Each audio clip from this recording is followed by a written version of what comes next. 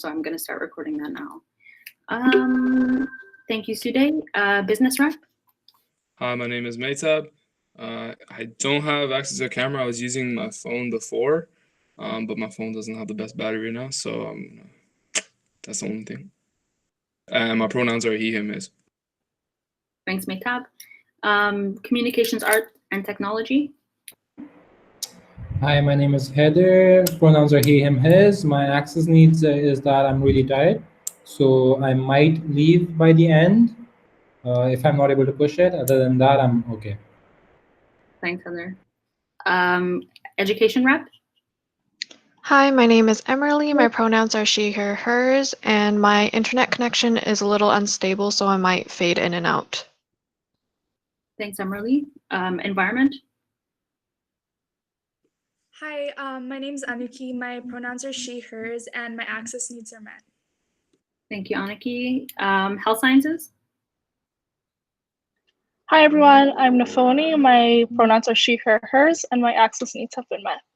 Thank you, Nafoni. And science rep?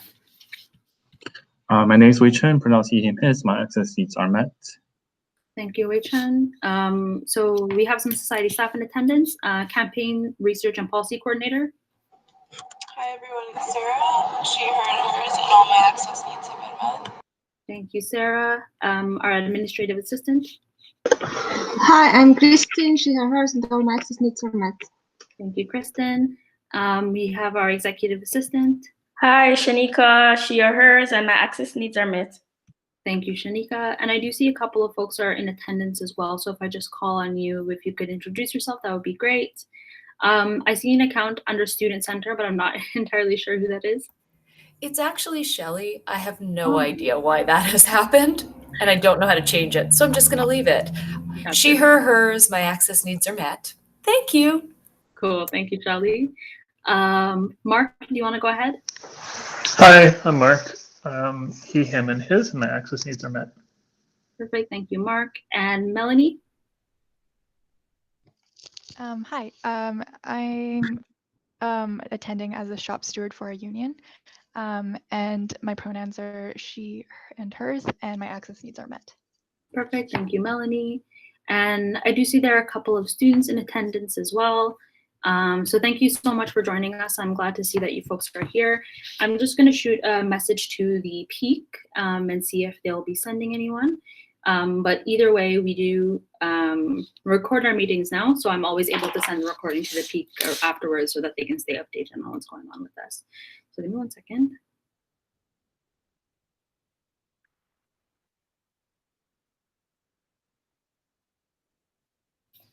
All right, perfect. So we can move on to item 4, adoption of the agenda. So 4.1, be it resolved to adopt the agenda as presented. Would someone like to move this motion? Corbett moves. Corbett, thank you. Would somebody like the second? Gabe, second. I heard Gabe, so I'll put down Gabe. Thank you, Gabe, for seconding. Any amendments to the agenda?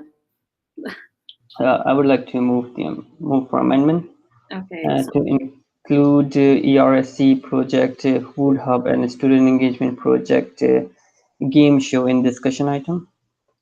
ERSC Food Hub and game show.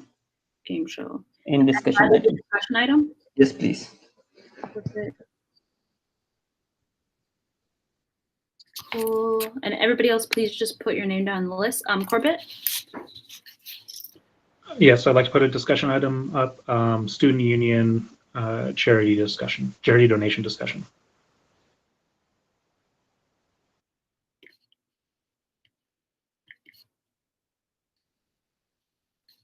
Thank you. Matthew? Hi, I would also make an amendment to the agenda. I'm just trying to pull up. I was going to copy and paste the motion that I wanted to, and I just posted in the chat. Is that okay? Yes, please. All right, perfect. Cool. And what is the motion, I guess, like title that you'd like me to put down?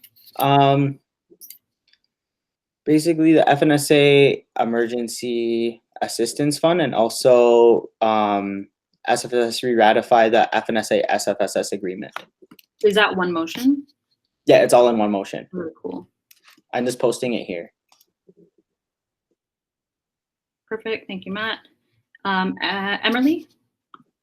I'd like to amend the agenda to add the following motion. Be it resolved to mandate the SFSS faculty representatives to email the OER campaign letter to their respective faculty deans. And I'll send this in the chat. Perfect. Thank you.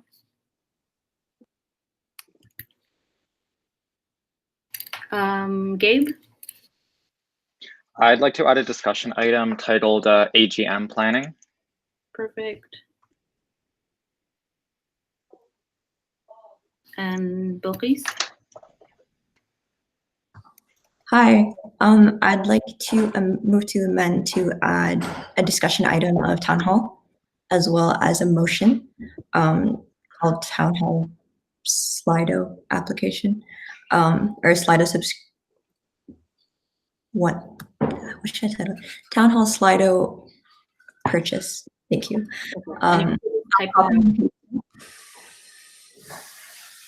Would you like me to read it out loud, or should I copy paste? If you have it with you, read it out loud and then also copy paste it in the chat box, please. Whereas SFSS intends to host a student town hall, be it resolved to allocate up to $270.43 Canadian dollars from line item 17 communications order for a one-time plan purchase with the web-based application Slido. Perfect. Thank you, Bilqis. All right. Is that all for amendments? All right. So that is 4 discussion items and then 3 new motions. So let's see. So in that case, I will. Do I just move into the? I just move into the motion. Be resolved to adopt the agenda as amended. I have to. You have to get a mover for the amendments and a seconder for the amendments, and then move back to the main motion. Thank you, Gabe. Brain fart. Would someone like to move these amendments? I can move that. Thank you, Gabe. Would someone like the second? Matt. Thank you, Matt. All right. And then all those in favor of the amendments, we'll put it to a vote seeking unanimous consent. Please unmute your mic if you would like to dissent or abstain. All right, seeing none, the amendments are carried. The motion is carried unanimously to add these amendments. So now going back to the main motion, be it resolved to adopt the agenda as amended. And we will put that to a vote now. All those in favor of adopting the agenda as amended, seeking unanimous consent once again. So please unmute your mic if you would like to dissent or abstain. All right, seeing none, the motion is carried and the agenda is adopted. Perfect, thank you everyone. So now we'll move on to section 5. So 5.1 is board minutes. So be it resolved to receive and file the following minutes from the board meeting on May 29th. Would someone like to move? Corbett moves. Corbett moves. Would anyone like the second? Nafoni. Thank you, Nafoni. Nafoni seconds. All right, any discussion on this item? Seeing none, we'll put it to a vote. All those in favor of be resolved to receive and file the following minutes from the board meeting on May 29th. All those in favor seeking unanimous consent. Please unmute your mic if you'd like to dissent or abstain. All right, seeing none, the motion is carried unanimously as well. We'll move on to 5.2 committee minutes. Be it resolved to receive and file the following minutes. So from AFAC, Accessibility Fund Advisory Committee, I think we should need to change the acronym on that one. From February 25th, March 3rd, and then UAA meeting from May 22nd. Would someone like to move this motion? I'll move it. Nafoni. Nafoni moves. Would somebody like the second? I'll second it. Harry. Harry seconds. Thank you, Harry. Yeah, Jen makes a good point. It was still called AFAC when these minutes were initially passed. All right, any discussion on these minutes? All right, I don't see any. In that case, we can put it to a vote. So be it resolved to receive and file the following minutes from the Accessibility Fund Advisory Committee from February 25th, March 3rd, and then the UAA minutes from May 22nd. All those in favor seeking unanimous consent, please once again unmute your mics if you would like to dissent or abstain. All right, seeing none. In that case, the motion is carried unanimously. Thank you, everyone. And then we move on to item 5.3, council minutes. So be it resolved to receive and file the following minutes from the joint board and council meeting from April 30th. Would someone like to move this motion? Matt. Matt moves. Thank you, Matt. Would someone like to second? Sude seconds. Thank you, Sude. All right. Any discussion on these items or on the minutes from the board and council joint session? All right. Seeing none, we'll put it to a vote. All those in favor seeking unanimous consent, please unmute your mic if you would like to dissent or abstain. All right, seeing none, the motion is carried unanimously as well. Thank you, everyone. We've gotten through some of the housekeeping items, and we can move on to item 6, which is report from the executive committee. So I can get started on that. So we sent out an attachment along with the minutes. There is a report called a report from the executive committee, and I'll be touching on that one a bit today. So at our first meeting on May 1st, the board of directors tasked the executive committee to complete a wholesale review of our administrative structure to be completed concurrently with the governance review done by the governance committee. We've done a thorough review of all job descriptions, employment contracts, and all other reporting requirements for our current administrative employees. And we also looked at the different administrative structures of student societies. So before we get into the details of the review and the restructuring, I do want to, I guess, back up and kind of frame the conversation and talk a little bit more about why I believe this review is necessary, and also why the board approved this review to happen at our first meeting.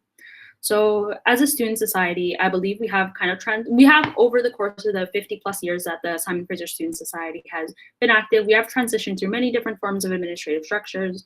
You know, it is quite historical that, you know, new boards go through a working board structure where board members take on all tasks. That includes all administrative and operational tasks, all the way to the other side of the spectrum where we are today with the Carver model.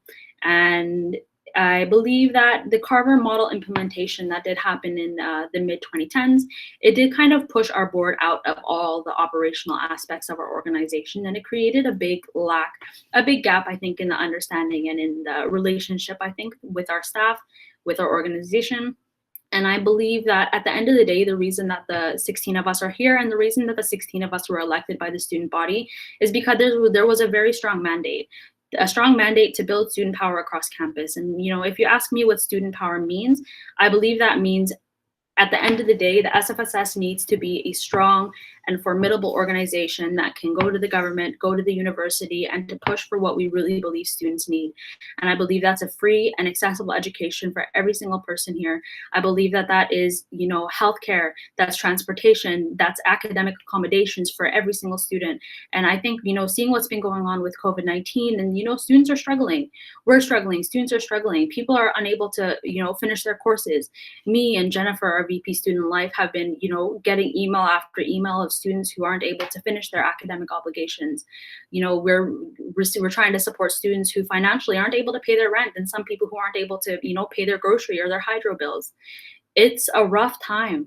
And our job here, even though it is a difficult job sometimes, is to be that advocate and to be that voice for the student body. And I don't think that's something that we can do effectively if we don't even understand how our organization works from within.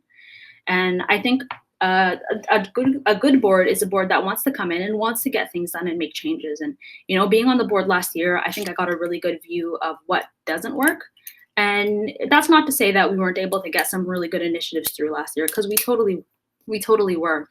But when I say, you know, we had a very disjointed relationship from a lot of our staff, a lot of our communications, particularly with the coordinators who are on the ground talking to our students. We had all of that communication essentially funneled through a management structure that we had set up on our own. That was the job of previous boards. It wasn't the job of my particular board last year. However, it happened, and I think it has caused a lot of harm on the way. So I do want to get into some of the details of the report, but I hope that kind of gives a bit of context as to why I think that this was necessary in the first place. And the goal for me is to build a student movement, not just at SFU, but all across BC, all across Canada, that can actually get things done. Because to be honest, advocacy and lobbying doesn't work when you're just 16 people on one student board that can ask for things, but can't actually get anyone to budge, if that makes sense. So we're going to keep doing what we can and keep pushing the university and, you know, keep with our government lobbying that our VP External and our VP University Relations have been so relentless with and have been doing such a great job with. But, you know, it's a structural change that needs to happen in the end. So I hope everybody has had a chance to review the document that I did send out. I'm going to open it here so that I can kind of touch on some of the big key points of this report in particular. So give me 1 second to open that up. Perfect. So yes, in the summary piece, it just kind of outlines the mandate that we were given to undergo this review. That review started on May 15th, and we have essentially spent this month doing this review, and it's been a very lengthy and very thorough process. So we reviewed all relevant documents, job descriptions, employment contracts, reporting requirements. We even went into all of the policies through the governance review, and they were very, very connected in the end. And we also looked at what's happening in other student societies. And we actually learned that the SFSS is a big anomaly in a lot of ways. And so there is a little bit of a section that goes into historical context from, you know, the beginnings of the SFSS with the working board, cycling through some business managers, general managers, operation managers in different positions with different titles. But the administrative, I think, piece of the SFSS, a lot of it was handled by board members. There was, of course, some professional support, which I think is important and very, very necessary, but the board members were definitely deep entrenched. And even, you know, since 2004, there was a position called the Internal Relations Officer, and they were actually responsible for a lot of the HR tasks in the organization that currently our board has absolutely nothing to do with. So staff hiring, the board currently doesn't have any jurisdiction over. We've essentially reallocated that responsibility to our executive director right now. We're not involved in like grievance processes, and we are involved in collective agreement negotiations, however. So over the course of the years, you know, we've gone through a few different iterations of the model until 2015, in which there was a new CEO who came in and moved towards policy governance, which I will be touching on what that actually looks like a little bit more in a moment. So it does talk a little bit about what the Carver model has looked like for the SFSS in particular, and that is that no management responsibilities have been designated to the executive members of the board. There are a few committees. The board is not involved in all the hiring, firing, writing up or negotiating contracts for new employees of the SFSS, hiring committees, or anything of the sort. And a big tenet of the Carver model is that the board's responsibility is in overview and oversight. And that means that you need to be requesting regular reports of the people who you have asked to take on these operational tasks on your behalf.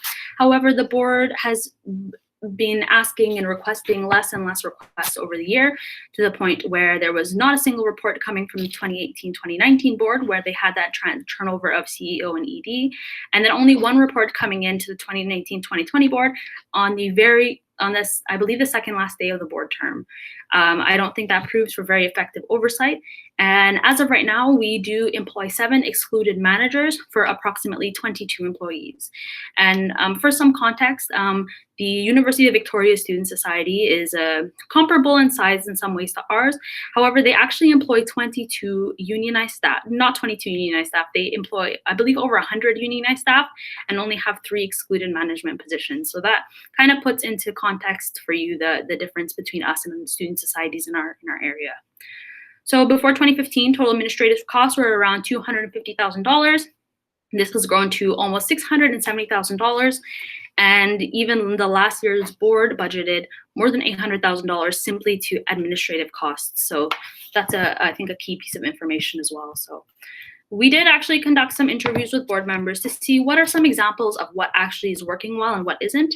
So some of the things that are working well is that, you know, there is a key person, so the executive director, whom the board can go to if there is a question or something needs addressing or something needs to get done in terms of the actual ends of the society. So there's always the conversations of means versus ends here, and the board really, the board are the ones who set the ends. So essentially the strategic direction that we want to go in. So, you know, if we decide that we want to push for a certain initiative, those are the ends. However, the means have been delegated to the executive director. So the way that those things actually get done, if that makes sense. So another key point that has helped us out with the Carver model is that the board members honestly aren't experts on a lot of things that we need administrative support for. So the ED is often able to handle it well and has a lot of experience in some regards, and it can help with something that board members might not be able to do by virtue of being students and having to take classes and not being able to work full time. Additionally, we're just not experts on things like policy or law or finance some of the time, and having people who study those things for a living can often be an assist to us, and these are quotes from some of the board members. In terms of what hasn't really worked well is that changes are happening to our member services without input or even notice of the board, and sometimes these changes can be unfortunate. And I don't think this is any fault of any particular person within our organization. However, it does create a disconnect in communication, and also member services are one of the biggest ways that we actually connect with the student body. They are where, you know, clubs and DSUs are able to receive support, and, you know, where students are able to host events and actually engage with their friends and engage with their peers. So I think to have a board member's touch, and, you know, as board members, we are students, it does bring that student perspective back into a lot of this. And, you know, the SFSS staff are supposed to report to the ED, and this does leave board members feeling disconnected with reports, and board members often don't know what's going on.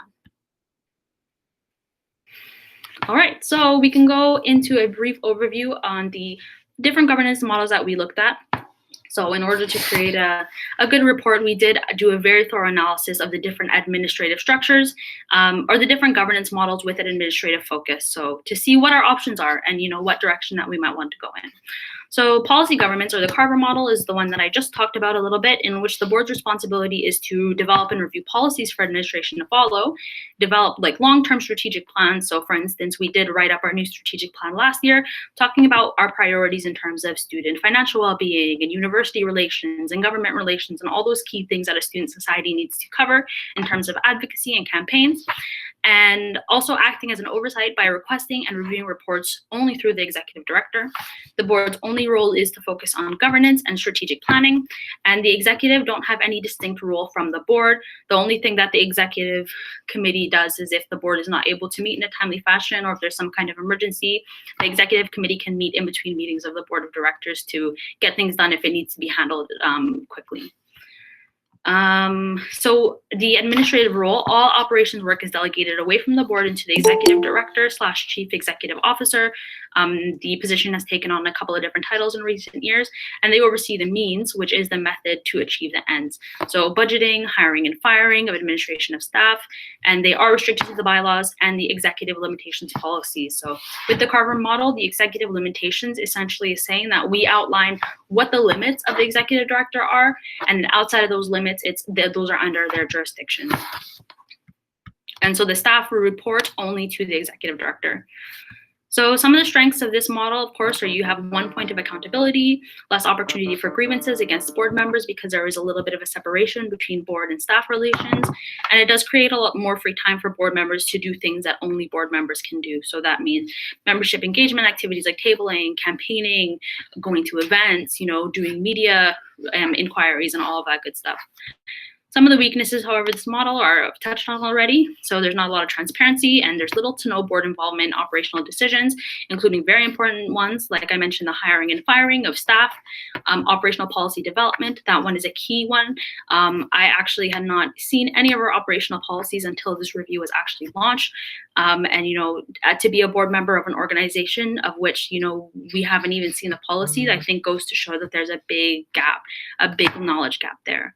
And then it's difficult to hold excluded staff accountable for decisions than board members, because at the end of the day, when something happens, the students are going to come to the board, and that's what should happen. And I'm not saying that isn't appropriate.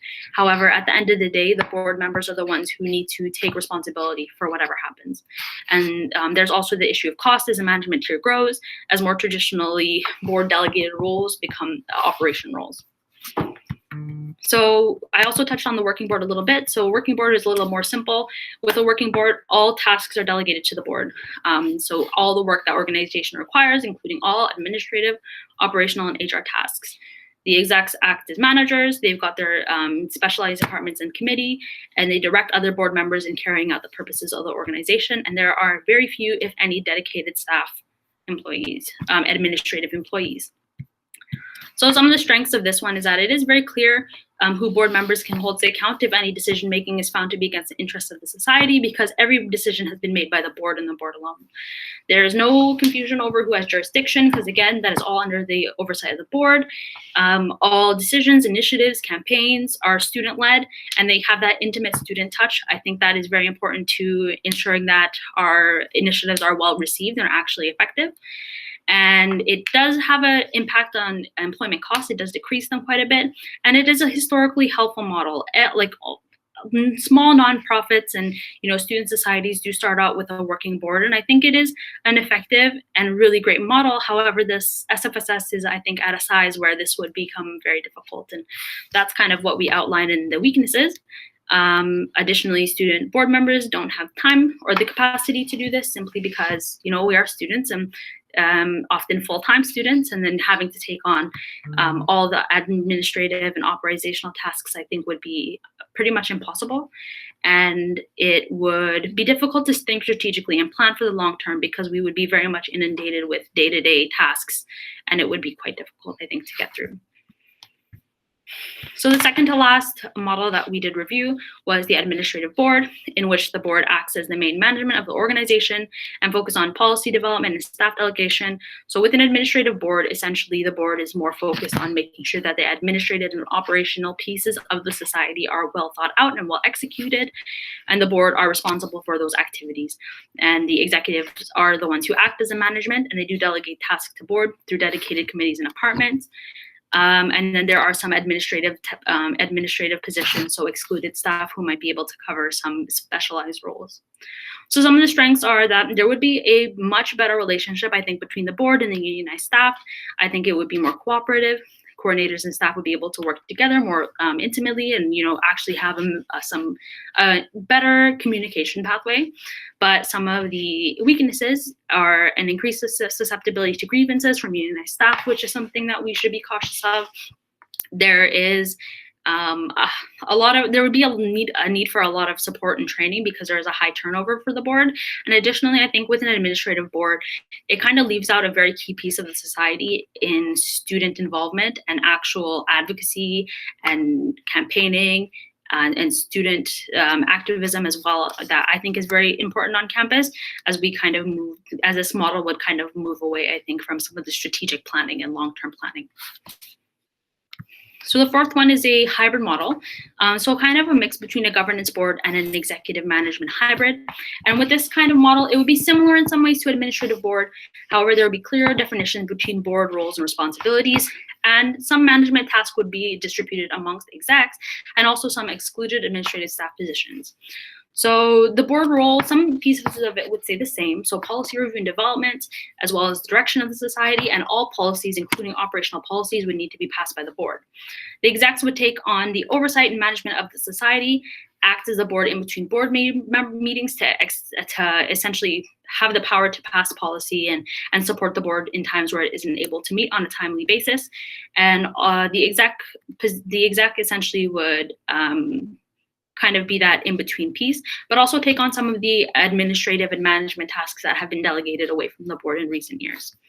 So the admin role would be to manage staff relations on a day-to-day basis, do things like operational tasks that are delegated to them by the board, focus on administrative areas that I don't think a board should really be dealing with. I don't think it's, a good use of a board member's time to be dealing with things like payroll and vacation requests, when I think board members should be the ones on the ground actually engaging with students. So the staff role would be similar, in which there are dedicated staff to take on purposes of the society as directed by the board and the administrative personnel, and they would work on the committees directly as outlined in the operational policies. So the actual, dedicated staff that we have for events or for communications would be able to actually be very much involved with the board committees, and we'll be able to work together much more closely.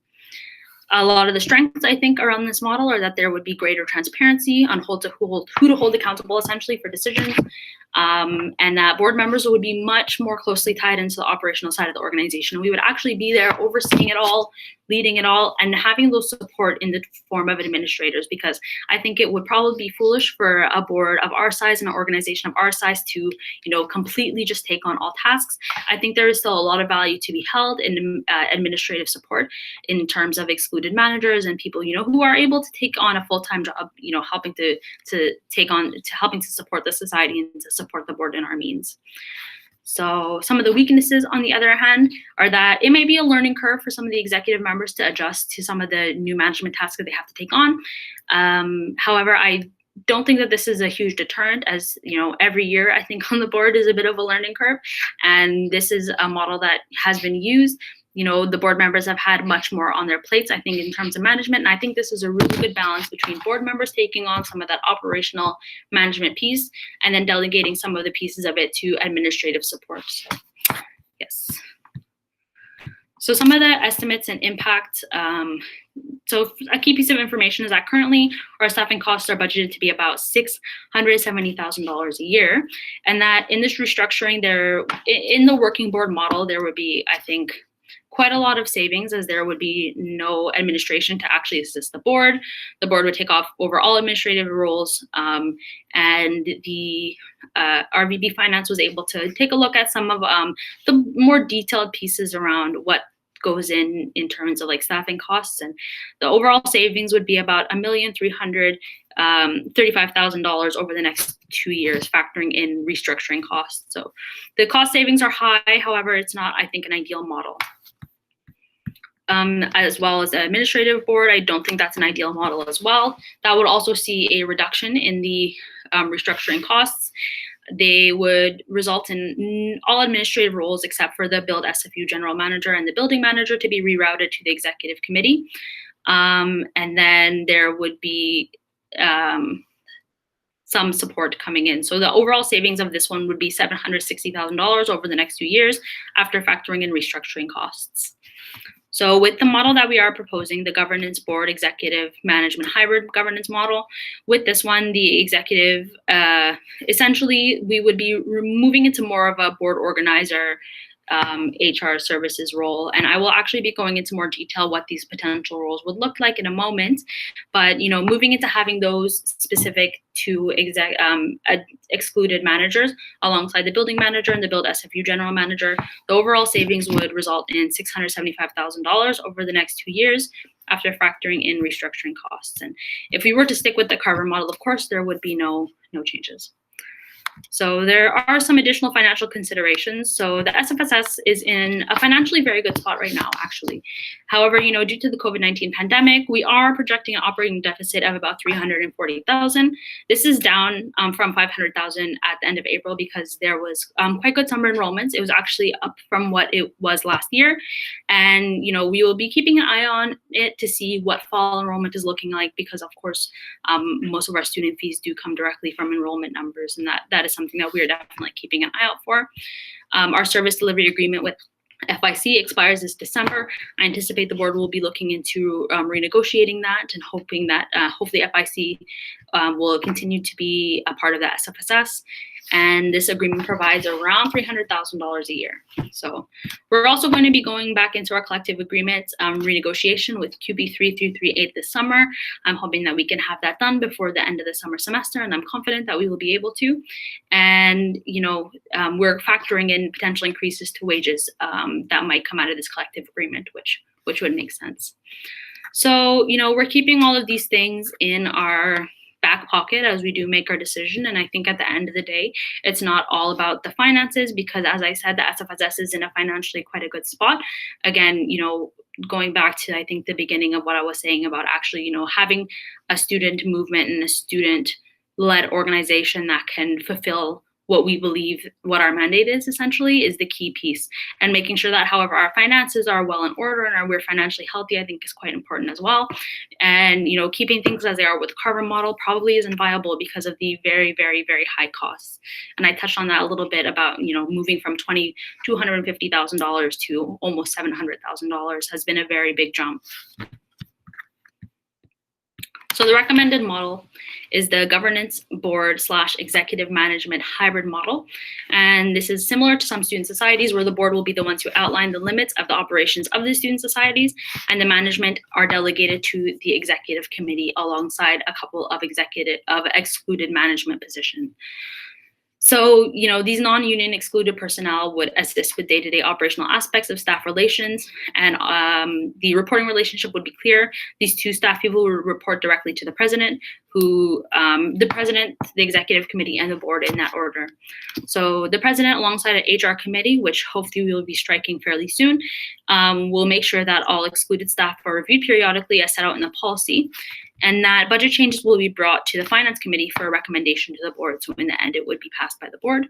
And operational decisions outside of the scope of what's written in policies shall go to the executive committee. The board members will be consulted from there and then reported to, but in the end, the board has the final say on all executive decisions. We also make all policy decisions, and all money passes the board. These relationships will be outlined in the policies, which we will be going over later today as well.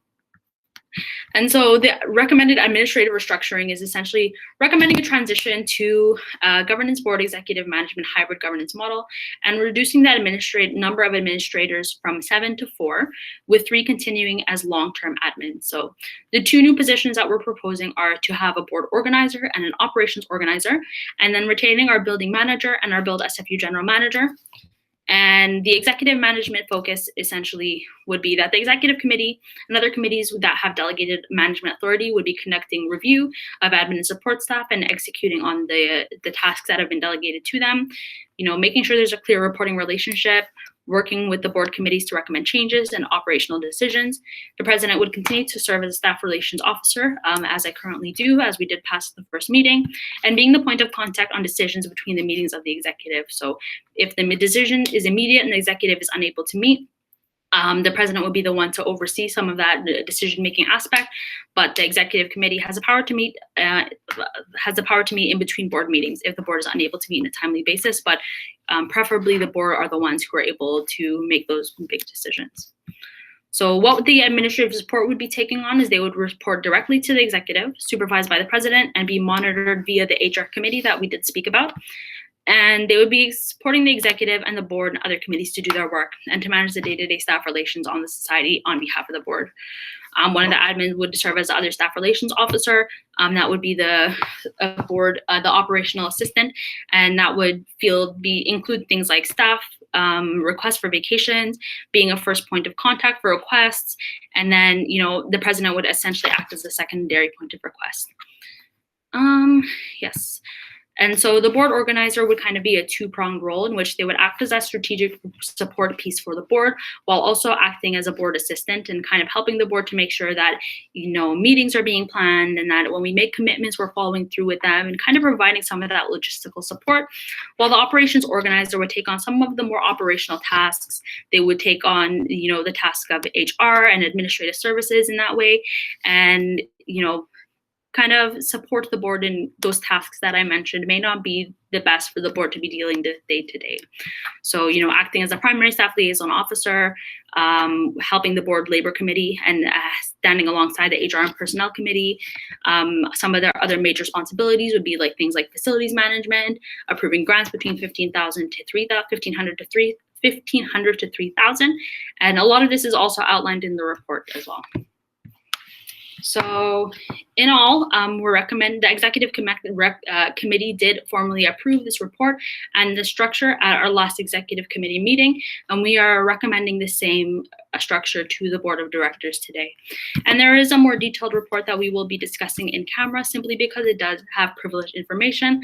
However, I did make sure that this report contained everything that I could possibly communicate and that the executive committee could possibly communicate, barring privileged information. So again, just to give an overview that this is going to be, I think, the first step in a long process of moving the SFSS back in the right direction in terms of making sure that, we know what's going on within our organization. We've got the proper support as a board to make the right decisions and also to execute on a lot of the strategic plans and the strategic goals that we've developed. And to be honest, what I would like to see 5-10 years from now, when I'm not a student at SFU anymore, hopefully, is a board that encompasses the values that we have as a board of directors. And that's something that, we've written out in our strategic plan, and that I think that we want to move towards, but it's going to take a little bit of work, and I'm happy to get that work started. We've got a fantastic group of people on the board, and at the end of the day, we're going to continue to do a lot of student consultation. We're going to continue to, be on the ground. We've got a great student town hall coming up. We've been putting out surveys and petitions and, trying to get a feel for what the students want. And I think the students also provided us with a very strong mandate. I think even from before the beginning of my term, something that I spoke a lot about was that student power piece. And I think student power is for us to be able to actually bring results. And I think that can only happen if we make it possible. And thank you everyone for taking the time to listen to my report. I hope it wasn't too long. I really tried to, keep it brief, but I'm seeing what time it is, so I apologize. But thank you, and I'm gonna open up the floor to some discussion.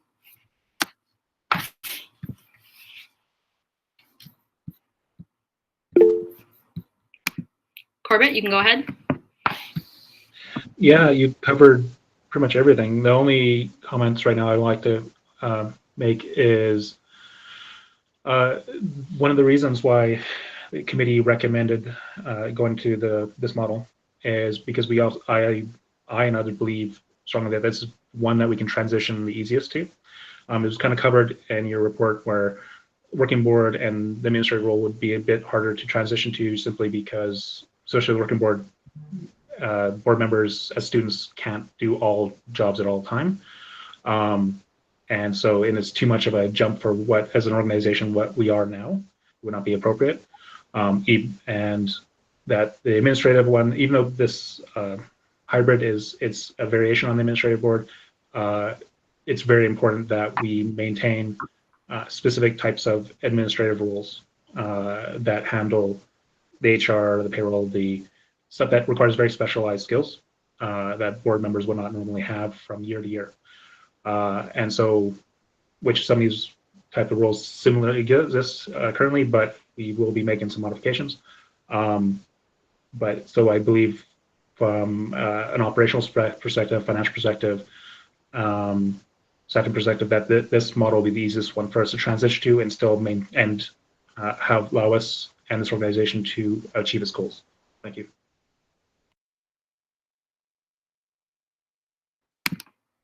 Thank you, Corbett. The floor is still open for board members to make comments and have some discussion, as well as other folks who are in the meeting who would like to make some comment. Gabe, yeah, you can go ahead. Yeah, so thank you, Asib, for giving the report. You've summarized it much better than I could have.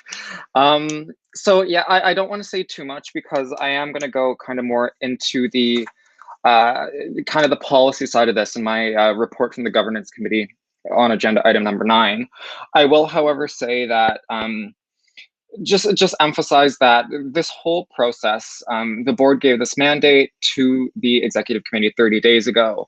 And for those 30 days, we have been spending every single day doing as much research and as much thinking and as much looking towards the future-oriented thinking about, what impact is this going to have on the organization 5 years from now? Corbett always talks about how, when the policy governance model was implemented in 2015, how that was a mistake, and how we're looking back at that 5 years from then, in hindsight, and realizing this isn't the best way for this board to serve students. And so because of that, we have taken this review really seriously, and we have looked at every option. We have surveyed student societies from not just within British Columbia, but across the country, and looked at their administrative structures and their governance structures, and trying to decide which model works best in the context of the SFSS. And I think that word right there is very important, in the context of the SFSS, because a lot of things sound really good in principle. The Carver model sounded good in principle in 2015 when it was established, but in reality and in the context of our organization, it did not work. And that is why we have this review going on now, and why at today's board meeting, it is up for all these options are up for adoption by the board. So, and of course, I'm going to go into that further from a policy-oriented perspective, but I just wanted to emphasize what the process looked like, and yeah, that's it for me. Thank you. Thank you, Gabe. And you touched on a very important piece of the process, and I didn't get into it too much as part of the report, but I do want to emphasize the fact that we took the entire month to not come up with a structure out of thin air, but to look at what's been working for other student societies and to try and re-implement some of those pieces that we thought were going to fit for our organization. And I really am confident that the board did its due diligence in reviewing all the documents that were relevant to this report, having multiple executive committee meetings to go through it, and really making sure that at the end of the day we've dotted all of our I's and crossed all of our T's and are bringing a solid recommendation to the board. And I hope that the board sees that as well. Are there any other board members who would like to make comments, please? Thank you, Shanika. I do see your name on the list, but I think we're going to go through some of the board members' thoughts first, and then we can come back. Balqis, you can go ahead. Yeah, I just want to say thanks to the executive committee and governance committee for this. And I know we'll talk about the governance report a bit later, but just thanks for putting in all this work over the last month. And it's been a long and productive month for all of us. I really like this model, and this model recommended right now, the hybrid model, is super comprehensive. And I know we'll go into more detail later, but it makes things really efficient, and it's pretty obvious because it outlines clearly outlines like reporting, as well as delegates tasks. So I think it will definitely empower us to empower students as we try to work throughout the year and for future boards as well, just for the overall health of the society. And like you said earlier, Asif, it's not out of thin air. A lot of the stuff has been, like, the research that's happened has been super detailed when it comes to researching other student societies structures as well, and looking into what we already had that was working really well for the SFSS prior. So I'm in favor of all the elements that were updated to serve us and fit our context right now. I think it's just going to make things really efficient, and I'm strongly in favor of this hybrid model that has been recommended. Thank you, Balqis. Matt? Hi, is everyone able to hear me? Yes. Perfect. Okay. Yeah, I just wanted to say thank you for summarizing that. I feel like it was really comprehensive and went over a lot of issues that I feel like, especially for students to understand in a way that sometimes they don't get to see the other side of being on the board, right? And then that's kind of what I'm seeing now is really like the disconnect of how the governance model and things that we're following really don't work, and they kind of have a lot of barriers. So I'm glad that this review has been done, and I feel like it's something that has needed to be done for a really long time, and I'm glad that it was mandated in the first month of us being on board. This is something that a lot of us found really important to do, and especially for the governance committee and the exec committee to come up with these reports within a month's time, and countless hours looking over all the documents and things that needed to be done, and as well as making sure that these are done in a way that has the best intentions, especially for students. And I feel like that's a really key piece that I want to emphasize, is that this is in the best interest of students and how this will work, and then also continue to support them after our term is done after this year. And I feel like there's a lot of key aspects to this that'll really show that we can be a board that functions really well, and then also what other people are talking about, like delegating tasks and be able to take on those roles, because that's what we have been elected to do. And I feel like we can follow that really well under this new model and the recommendations that are brought forward. So thank you. Thank you, Matt. Wei-Chun, you can go ahead. Hello. Do you guys hear me? Yeah. Yeah.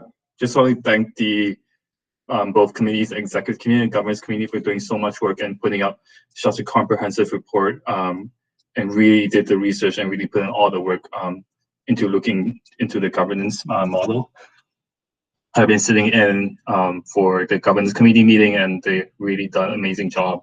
Everyone worked really hard on this, and it really shows that, you know, we did do our research, we did do our due diligence, looking into restructuring, and I think this is really a good direction that the society is heading in, to really put more accountability and more transparency to our student society, and put kind of students more involved in the operational side and making sure that we know what's happening with the society and how the society functions, so we can better serve our students. Especially right now in the midst of a pandemic, it's really important that we have a very functional board and a very efficient board to deal with all the students' issues that we need to deal with, like whatever comes up. So I think this is a really good step, because we can't really help our students if our operations side and how our society function fundamentally is not working, and it's just kind of you know, things are getting lost in translations and just not getting things done efficiently the way it can be. So yeah, and also just looking up all the different student societies in BC and around Canada, and really comparing like how they work and adapting what's the best for us, and not just, you know, also looking at what is working and what is not, and just adapting. You know, that hybrid model, I think, is a really great model to go forward with.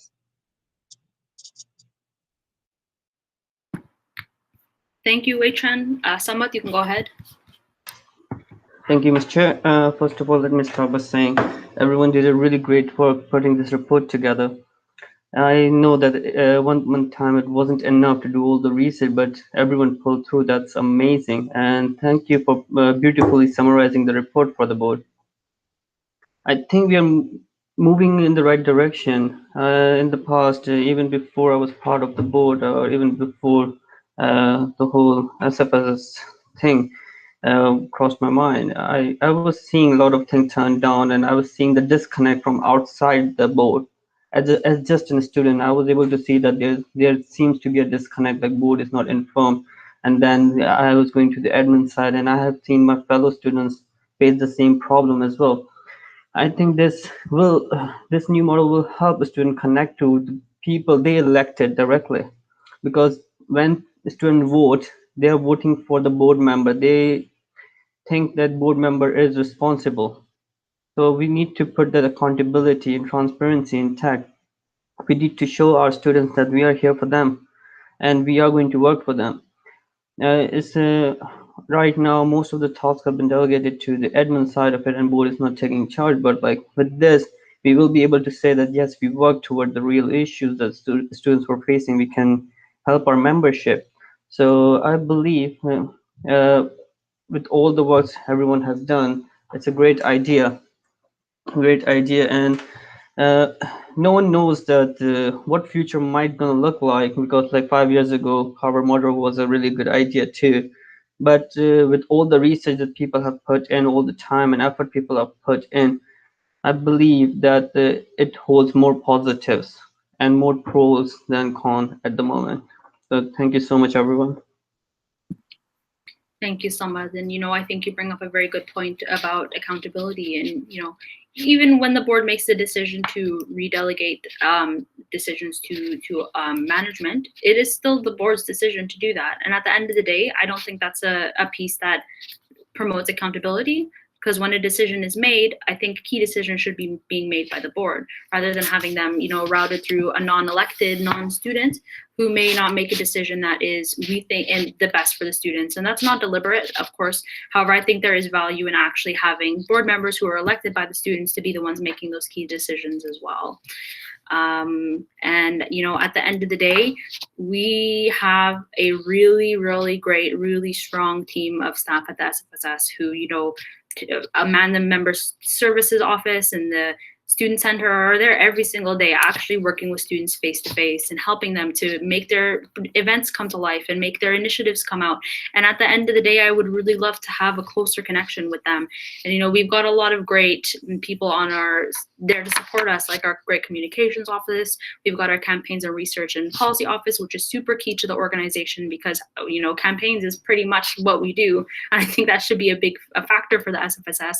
And, you know, we've got our great Surrey campus coordinator who's here as well, who basically fields all questions, comments, and concerns related to Surrey, which is a big campus and a really big task. So I would love to have a bit better connection. I think in our meet and greet, even with the coordinators, that's kind of what I got out, was that there's a lack of communication there, and I would love to see that gap bridged. And there are some really great student-facing pieces like the Women's Center and Out on Campus, the coordinators of which I've had, you know, the honor of working with on a lot of different initiatives last year, who make our campus safe for students, who make our campus safe for self-identified women and for LGBTQ+ students. And, you know, it's rough. It's a difficult job, but they do it so well. And I would love to, you know, be able to really work with them one-on-one. Corbett, you're on the list as well. Yeah, you touched on exactly what I was going to talk about. When in 2015, when I was on the first time I was on the board, I was chair of granting committee. Now the committee is no longer existing, but it was one that worked closely with student union coordinators, club coordinators quite a bit, and we often also work with other staff here and there.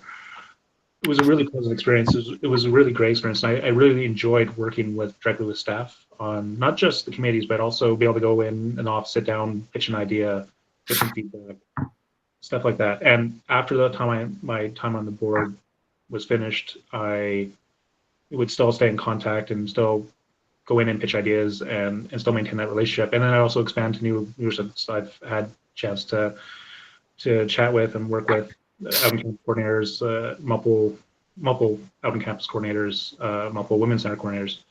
And as coming in again on the board, I'm really looking forward to being able to work more directly with them again. It was some of the highlights of my first time around. Thanks. Thank you, Corbett.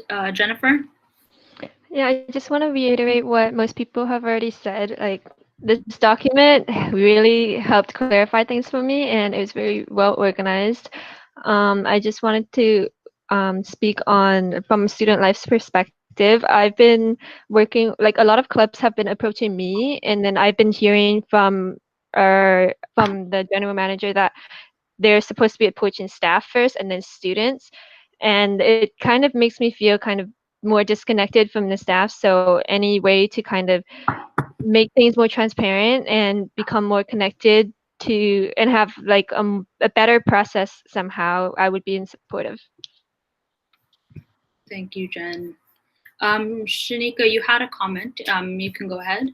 And just for everyone's context, it is pretty common practice to just give speaking privileges to board members first to make sure that we're able to have a fruitful conversation. But Shanika, please go ahead.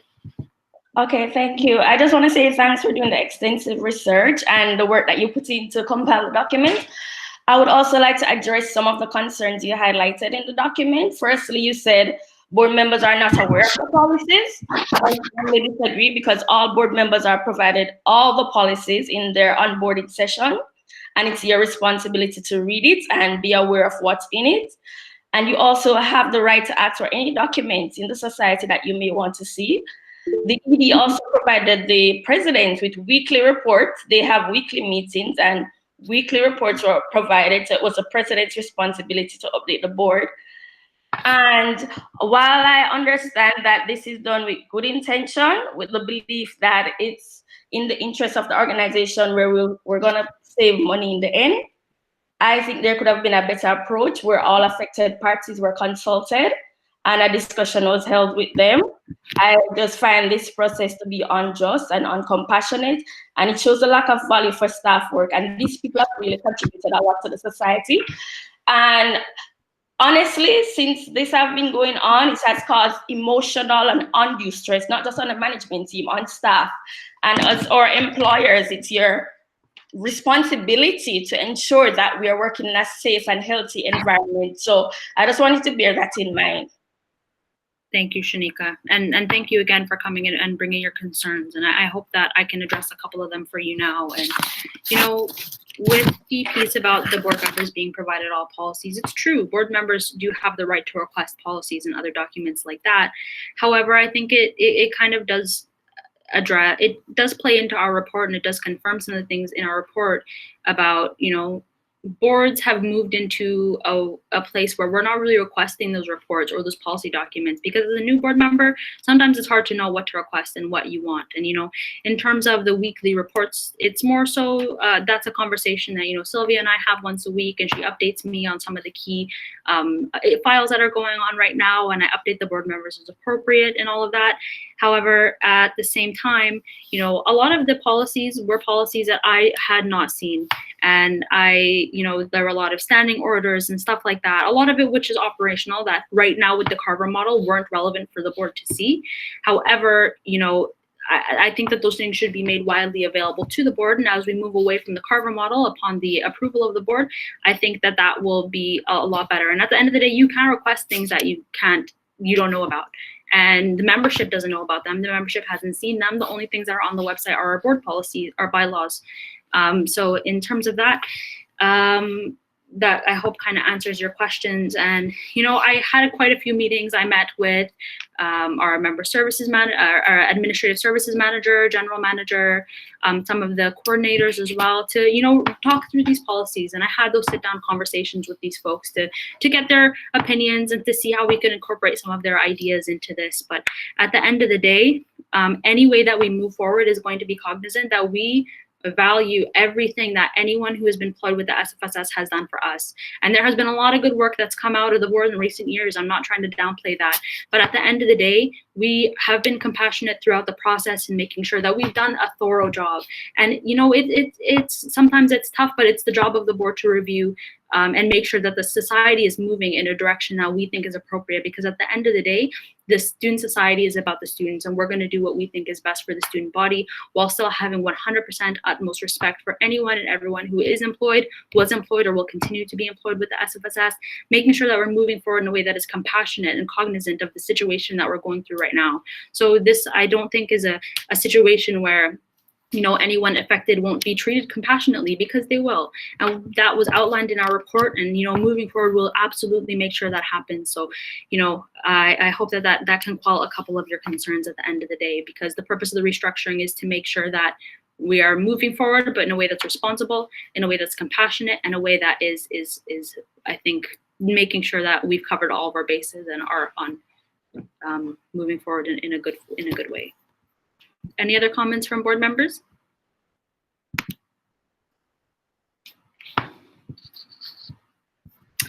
All right. Any other comments?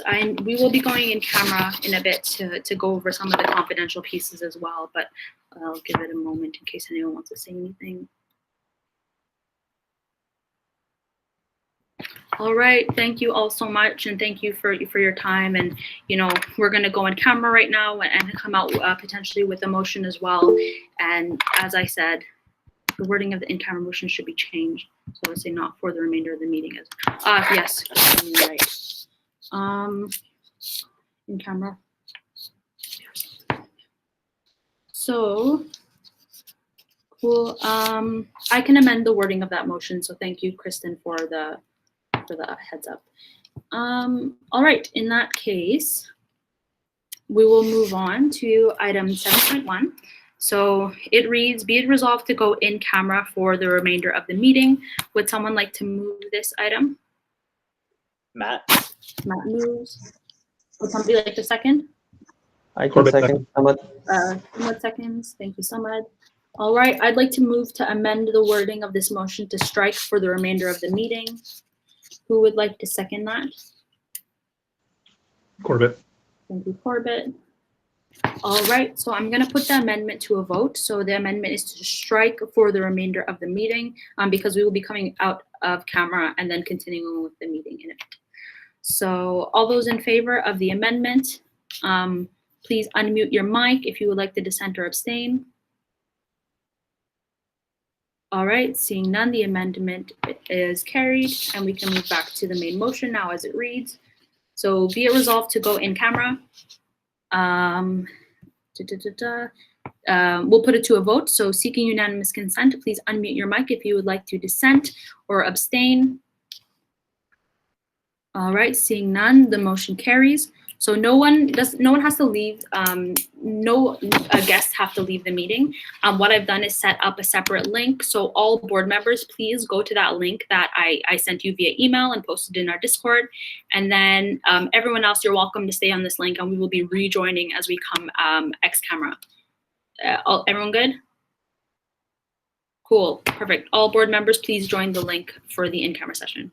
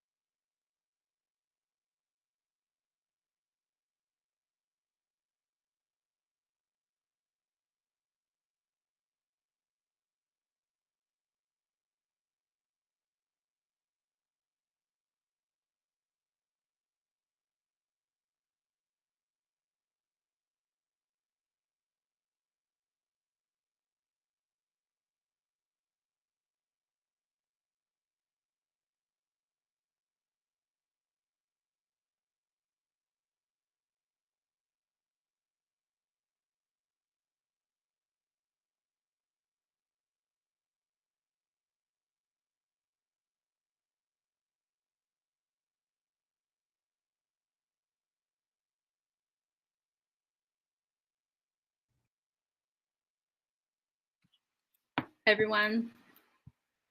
Thank you for waiting.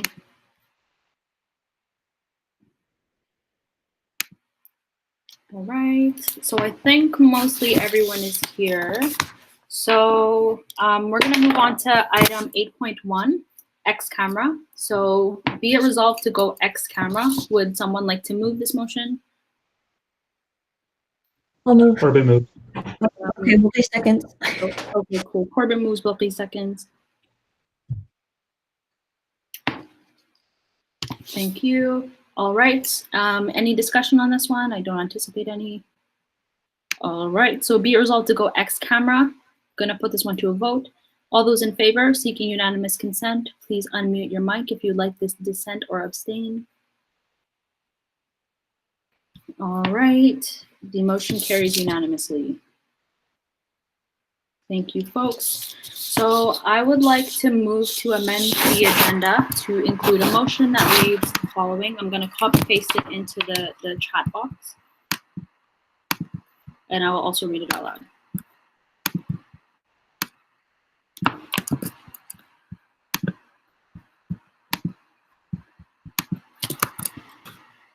So I'd like to move to amend the agenda to include this motion.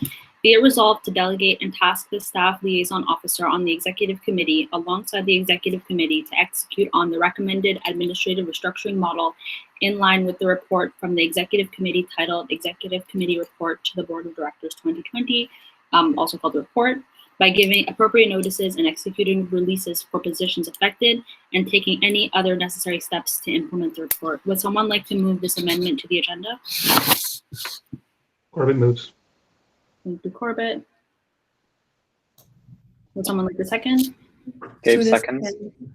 I heard Gabe loudest, so Gabe seconds. Perfect, and this is just to introduce this motion, which we will be voting on. This is not the vote on the actual motion. So all those in favor of amending the agenda, this one needs a 2/3 voting threshold to pass. So seeking unanimous consent on the motion to amend the agenda to include that motion. Please unmute your mic if you'd like to dissent or abstain. All right, and the motion is carried to amend the agenda. All right, give me 1 second.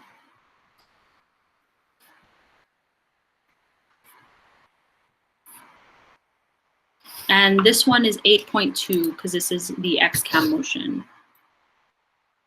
So this is gonna go, so for Kristen, for your, I guess, record keeping, this is gonna go under the XCAM motion. All right, so now we can go to the actual motion. So let me read it out one more time.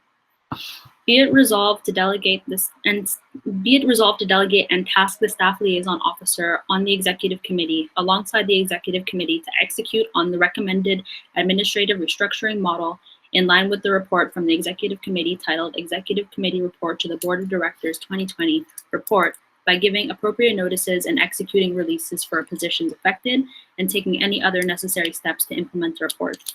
Would someone like to move? Corbett moves.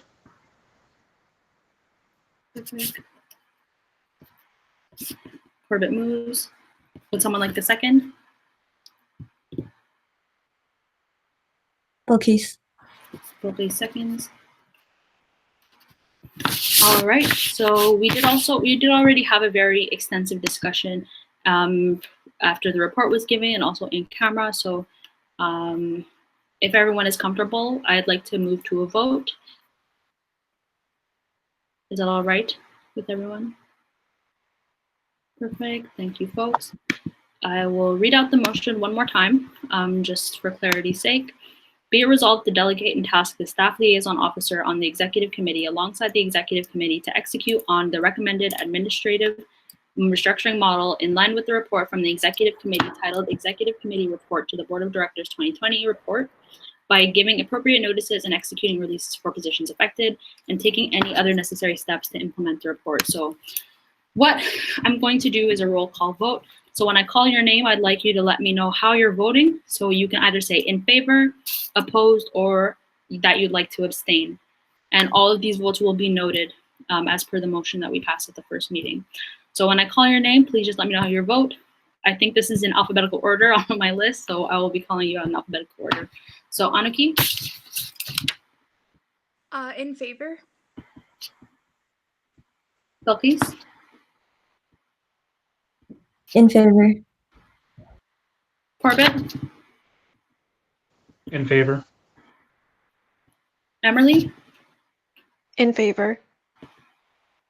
Gabe? In favor. Heather? In favor. Harry? In favor. Jennifer?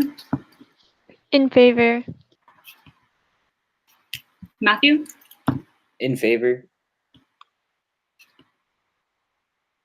Mehtab? Against. Nafoni? In favor. Coombe? In favor.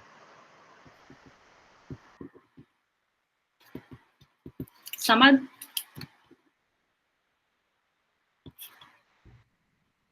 Hello. Yes, in favor. Thanks, Samad. Sude? In favor. And Wei Chun? In favor. Thank you, folks. So that motion passes. The motion is carried with 1 vote against, and that will be noted in the minutes. Thank you, folks. And for my vote, I vote in favor, so that is 15-1. Thank you, everybody. So we can move on with the agenda. Or you know what? I think it might be nice to take a 5-minute break. How does that sound? Thank you, everyone. So it is 4:53. Please be back at 4:58.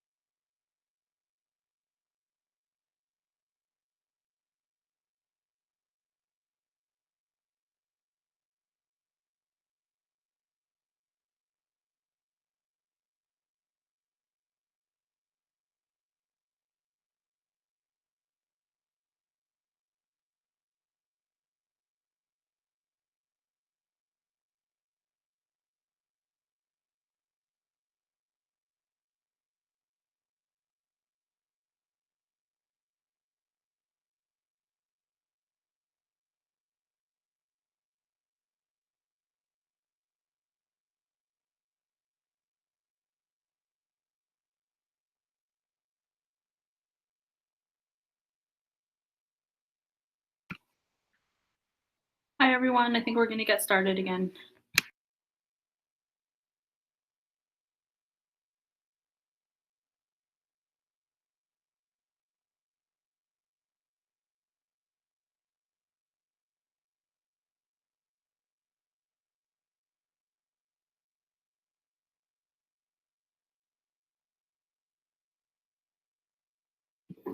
All right, I believe everyone is back.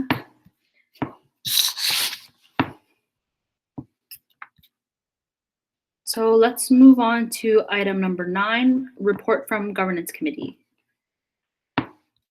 All right, thank you, Asab. And a lot of our discussion around the administrative restructuring there is a lot of overlap, so I'm going to try my hardest not to repeat anything that's already been said. But with that being said, I just would like to say hello to our board members and hello to our any students or guests at our meeting. I am the chair of the governance committee, a board committee of the board, and that committee looks at reviewing policies of the society. So that includes our board policies, elections and referenda policies, issues policies, and a whole slate of other policies. On May 15th, let me just actually pull up the relevant document. It's right here on my screen. On May 15th, the board mandated the governance committee to conduct a wholesale review of the governance structure that's currently used by the SFSS, the Carver model. And this was done alongside the motion to conduct an administrative review as well. And this is because the two are very interrelated, and the governance structure, affects the administrative relationships as well. So this process included mandating the board to revert back to some of the principles of the policy manual used by the board back in 2015, and also to decide a new governance model to replace the current model known as policy governance, or AKA the Carver model. So following this mandate, the governance committee promptly began laying out its first steps in the process. But firstly, before choosing a governance model, this process started with members of the governance committee reviewing the 2015 policy manual, of course, in line with the mandate from the board, and removing clauses that we knew right away were either outdated or simply not compatible with the direction that the organization was headed. And this draft was reviewed by the governance committee and subsequently reported to the board of directors at our May 29th meeting. So all of you have already seen this, what I'm speaking of. And additionally, this first step included reaching out to board members and first determining why we wanted to move away from policy governance in the first place. So all of you were a part of that consultation, and it was subsequently included in the governance committee report document that was sent out to all of you. Secondly, the next step included conducting research on governance models used by other student societies in British Columbia and across the country. Alongside our own research, this committee also reached out to the campaign's research and policy coordinator to help conduct this research. And the report generated by the CRPC generated research from 10 different governance models across the country, with at least 3, including three within the province of British Columbia. This research concluded that the vast majority of student societies, associations, or unions across Canada did not use a purely Carver model form of governance, highlighting that the SFSS is an anomaly among student associations as it relates to governance models. So overall, throughout this research, there are 3 types of governance model that became very apparent during this research, and we've already kind of gone over this, so I'm not going to repeat myself repeat greatly. I will do a brief summary. There's the working board, there's the administrative board, there is a policy administrative hybrid, and a policy governance board, which is currently employed by the SFSS, and each of these have their own strengths and weaknesses. So if we're looking at the first one, a working board, this model is very common within new nonprofits, including the SFSS in its early years. However, this isn't necessarily a realistic model for organizations such as the SFSS that's well established to use, and board members couldn't necessarily handle the duties of a working board alongside their obligations as a student at SFU. Secondly, if we're looking at an administrative board, the board, acts as the main management of the organization, focuses on policy development and staff delegation. The executives act as managers of the society and delegate tasks to staff through dedicated committees and departments. Something with this is that board executives tend to burn out really quickly, again, citing the fact that we're students and it's hard to do those duties alongside your obligations as a student. And it also requires a lot of training to be effective in that role. Training that often isn't effective with the high turnover of 1-year terms on the board. And so the next model is a policymaking executive managers hybrid. And this is similar to the previous model, except that management roles are distributed amongst the executive, as well as some excluded staff positions to managers. And the board still passes all policies, including operational policies, and sets the direction of the society, while the executive kind of acts as an oversight and manages the society in tandem with a few excluded staff. And this model allows for greater transparency on who to hold accountable due to, less overlapping duties or less confusion from students as to, who is involved in operations or governance. And board members also just simply well-versed on the operational side of the organization, leaving them in a better place to fulfill their fiduciary duties. And of course, there's the policy governance model, which is currently used by the SFSS. And I don't think I need to explain this much other than operations lie solely in the hands of the executive director, and the executive doesn't have much of a specific role, from the rest of the board, except that the executive committee does have the powers of the board between board meetings and between semesters in case of a decision needing to be, an emergency decision needing to be made. So knowing all this information, the governance committee recommended last week to the board to adopt a governance board executive managers hybrid. And this is similar to student societies where the board outlines the limits of operations of the student society and manages and is in charge of the management of the student society by delegating that management to the executive committee. Here, the reporting relationship is very clear, and these excluded staff persons relate directly to the president. The president, alongside an HR committee or subcommittees of the executive, are to ensure that excluded staff are reviewed periodically as set out in the policies.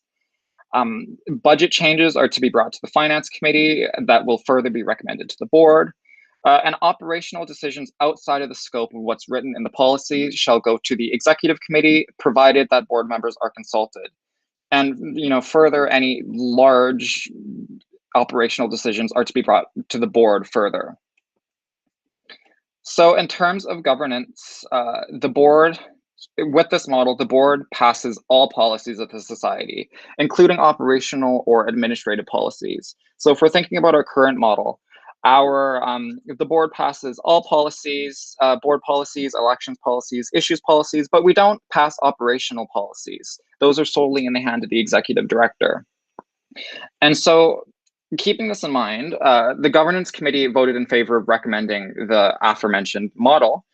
And so with that model in mind, having chosen that model, we moved forward with actually reviewing all current policy documents of the society and adopted much of the 2015 policy manual that was used by the board 5 years ago before Carver model was implemented. So therefore, knowing that information, the governance committee recommends 2 sets of policies that outline the internal structure of how the society will work. Number 1, board policies, and number 2, administrative policies. The documents as attached to the board agenda today include 2 sections, rules and standing orders. And these stipulate the work that the board does in relation to board members, its committees, the specific roles of board members, the board of directors as a whole, and how they are remunerated and how society policy is changed. The review process for these board policies included taking parts of the 2015 manual that we liked, or not liked, but were good and usable, and taking parts from the current policies as well that were still very, very good and usable, and essentially synthesizing the two documents. So that's the board policies. Secondly, the administrative policies are policies relating to the operations of the society. And the review process for these policies included taking parts of the 2015 administrative policies, synthesizing it with the currently enforced SFSS operations policies. And furthermore, the operational policy document that's currently in place was actually around 140 pages. But it also consisted of around 11 different subsections within that document. So keeping that in mind, we decided to split those 11 different sections into standalone documents. So that includes communications policies, finance policies, corporate record and information policies, staff-led event policies, retail service policies, IT policies, property management policies, orientation and retention policies, member services and group policies, and personnel policies. Pardon me. And those 11 documents are collectively referred to as administrative policies. And that definition is outlined in the policy documents as well. So furthermore, the committee reviewed some of these documents yesterday and voted on recommending to the board, in line with the research that we did and from the mandate from the board, to repeal all current board policies, operation policies, and personnel policies established by the society currently and enforced by the society currently, and to implement new board and administrative policies as are attached to today's agenda. Now, something I would like to heavily emphasize here, and this should very clearly be emphasized, is that these policies attached are very much a beginning block. They are no means the final stage of completion and will be continually reviewed by the governance committee. In line with the mandate given by the board, we were supposed to report 30 days after that motion was passed with a recommendation and action to be taken. That doesn't mean that this process is over. And even just considering, the governance committee's role is to review policies constantly. And so that is what we will be doing. And a governance committee, I argue, is the most important committee on the board because, and because of that, we will most likely be meeting weekly, which is unique among our committees. Usually we meet bi-weekly, but we will continue to be meeting on a very consistent and frequent basis to be thoroughly reviewing not just the policies we're passing today, but all policies of the society.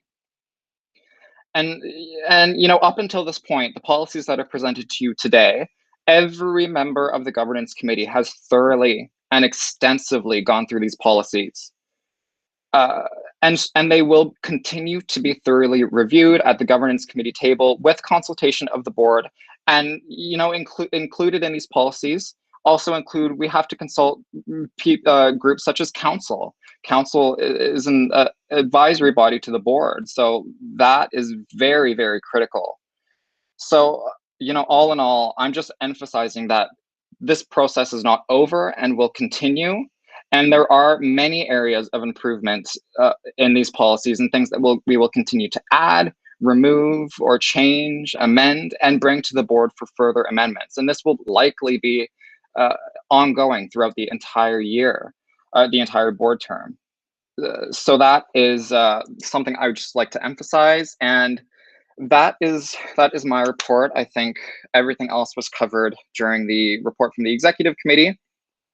And so if it's all right with the chair, Asab, I'd just like to reserve questions for this from this report, because there actually is a motion arising from this report that the board will be analyzing next under new business item 10.1. So that's it for me. Well, sure, that works. I mean, I'm going to read the motion out and then open discussion so we can have a good thorough discussion about it there. So thank you, Gabe, for that. And we can move on to item 10, which is new business, and particularly item 10.1, governance restructuring. So whereas the Governance Committee has compiled and presented the report and recommendations titled Governance Committee Report to the Board of Directors, Governance Review 2020.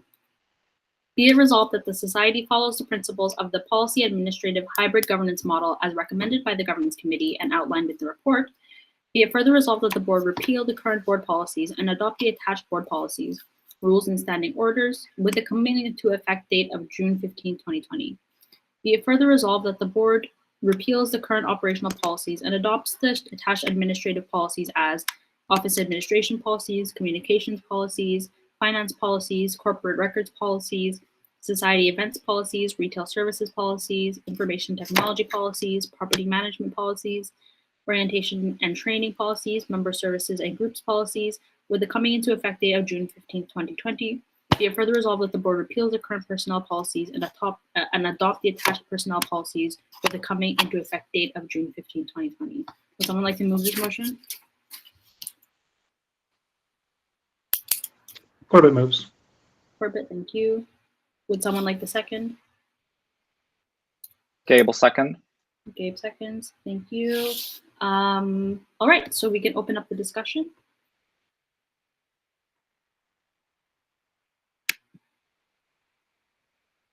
Corbett? Thanks. I don't think I'll be too long because Gabe covered extensively in his report. Just kind of two things. One of the reasons why it's all split up into multiple docs, it's still within like the administrative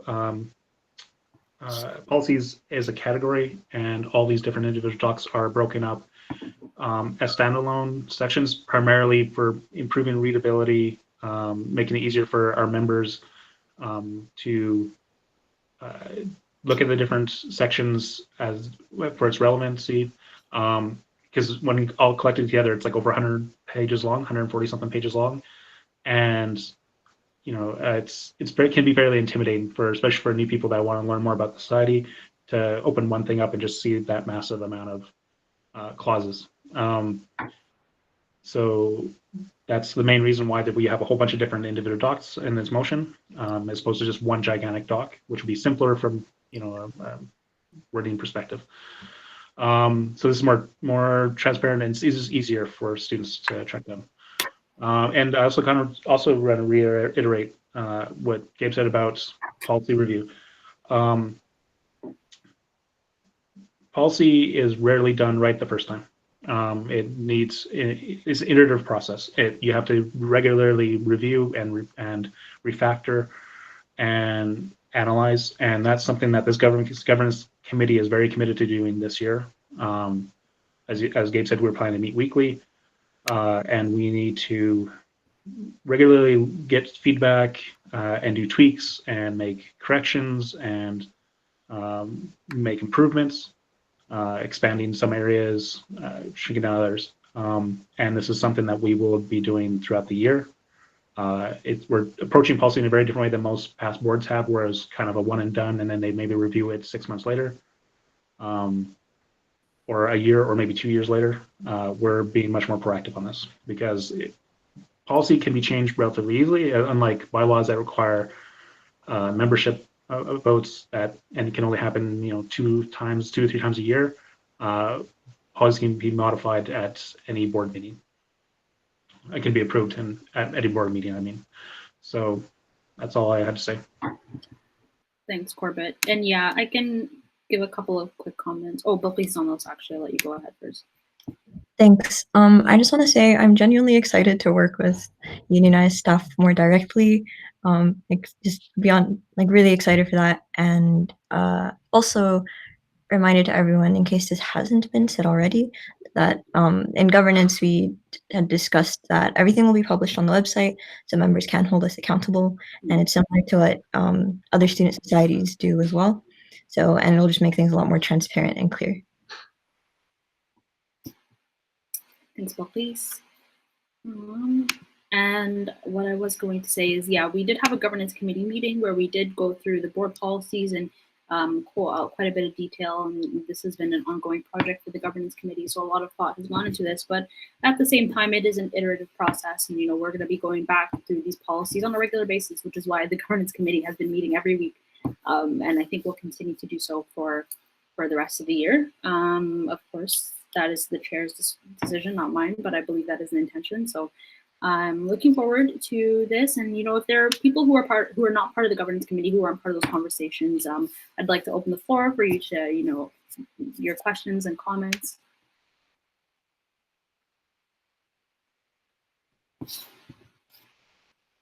And anyone who would like to speak is welcome to put their name down on the list.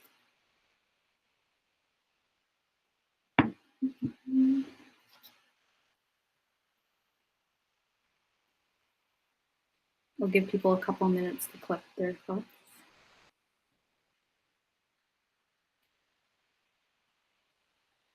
Oh, Helen. Hi, good to see you. Hi there. Thanks for letting me listen in with you guys on today's meeting. First and foremost, can you guys hear me? Yes. Okay, awesome. Well, first and foremost, I would just like to say thank you for opening up the board meetings and making it very transparent to students that students and guests are allowed to be here and are allowed to listen to what you guys are doing and what you want to forward for the school. It's a big step forward in comparison to other board years, so I give you guys big props and big claps to that. My question is, when will applications be made visible to students, specifically counselors on the council who want to join the governance committee and would actually like to have some kind of voice or some kind of insight when you guys are wanting to make changes to the Carver model? I know Gabe, he's an incredible advocate for council wanting to have more oversight of the board. And that's especially needed, seeing the trend of how other boards have acted in the past. So I'd like to just get an idea of when you guys will be making these applications visible, so then I can pass that down to my counselors. Gabe has a direct response. Sure. Thank you, Helen, for the question. I'm very glad to have you here, and you know, I am super happy to hear that students are very happy about our board's decision to, you know, allow students to have more interaction in our board meetings and overall just greater transparency. And I also just want to reiterate, congratulations on your election as vice chair of council. You know, you and I have worked before, Helen. We were both executives on the Political Science Student Union, for anyone who doesn't know, and Helen is amazing in her work. To address your question, applications for, well, let me back up a bit, actually. At our first board meeting of the year, we actually passed a resolution to include a specific seat allocated to council representatives, one seat on each committee, save the executive committee, for counselors to sit on board committees. And you know what, this is referring back to, you know, the board's mandate to revert back to some of the principles of the 2015 policy manual. This was actually something that was a common occurrence 5 years ago. Counselors, not even just one, actually, there was often 2, 3, or 4 counselors on board committees 5 years ago. And so this is not really something that's new, and it's just kind of being brought back. I don't think that boards in the past were necessarily correct in taking away those specific seats. But pardon me, I'm going on a bit of a rant there. Applications for committees have been, those questions for the applications for committees have been sent to our nominating committee and should be on the website shortly. And I'll probably even just ask our nominating chair and VP Student Services, Matt, if he wants to add anything there. But the process for counselors actually sitting on board committees is slightly different than at-large representatives. At-large representatives have to do an application on the SFSS website and answer the questions for specific committees. And from that, the committees, with the consultation of our nominating committee, decide who out of those applicants actually gets to sit on that committee. And it's more of a competitive process. For counselors, it's slightly different, where in our terms of reference for all of our board committees, you'll notice it actually says one counselor gets to sit on the committee on the recommendation of council. So what that means is council has the opportunity to pass a resolution at their own council meetings, recommending to the board who they would like to have represent council on each board committee. So how that would look like is, you know, Helen, you would bring a motion to your council meeting saying, I don't know, be it resolved to appoint X as, be it resolved to recommend to the board of directors to appoint X as the council representative on, let's say, the University and Academic Affairs Committee. That recommendation would be passed by council and be received by the board, and the board would appoint that person to the committee accordingly. And so that process is underway and will be clarified more in the coming weeks. And that is actually, I'm really glad you asked the question, because that's a topic of discussion that I've been having with Zaid, the newly elected council chair as well. And I'm totally thrilled to have those conversations with you. And I think that we should definitely talk about this more thoroughly and set up a phone call between, sorry, Asab, I see you're a bit anxious for me to stop, but yeah, thank you for the question, and that will be definitely be discussed more in the coming, probably the coming week. Thank you, Gabe. And thank you, Helen, again for the question. And, you know, I would just like to give a very gentle reminder to all the board members that we are at almost 5:30, so let's try to stay on topic, but really glad to hear about the governance committee application going up soon. All right, next person on the list is Wei Chun. Yeah, like, you know, personally, I have been sitting in the governance committee and just listening to the work that the committee members have been doing, and I'm just really amazed that, you know, they really went through extensively in all the policies, and like that's a lot of documents and a lot of policies go through. But yeah, I think Gabe really explained it really well. Like, this is an ongoing process, and not everything is finalized. That policies are going to be continued to be renewed throughout the year, and like, you know, policies are always changing. And just being transparent and like posting the policies on the website, and yeah, I really support this motion. Thanks, Wei Chun. Cool. Are there any other board members who would like to give comment? Anyone who wasn't on governance committee who would like to ask any questions? Jennifer?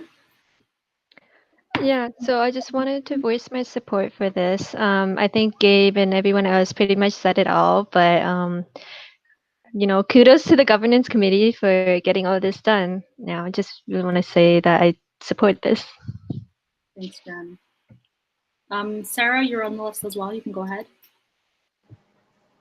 Sure, I'm really just going to reiterate some of the things that I said in the governance committee.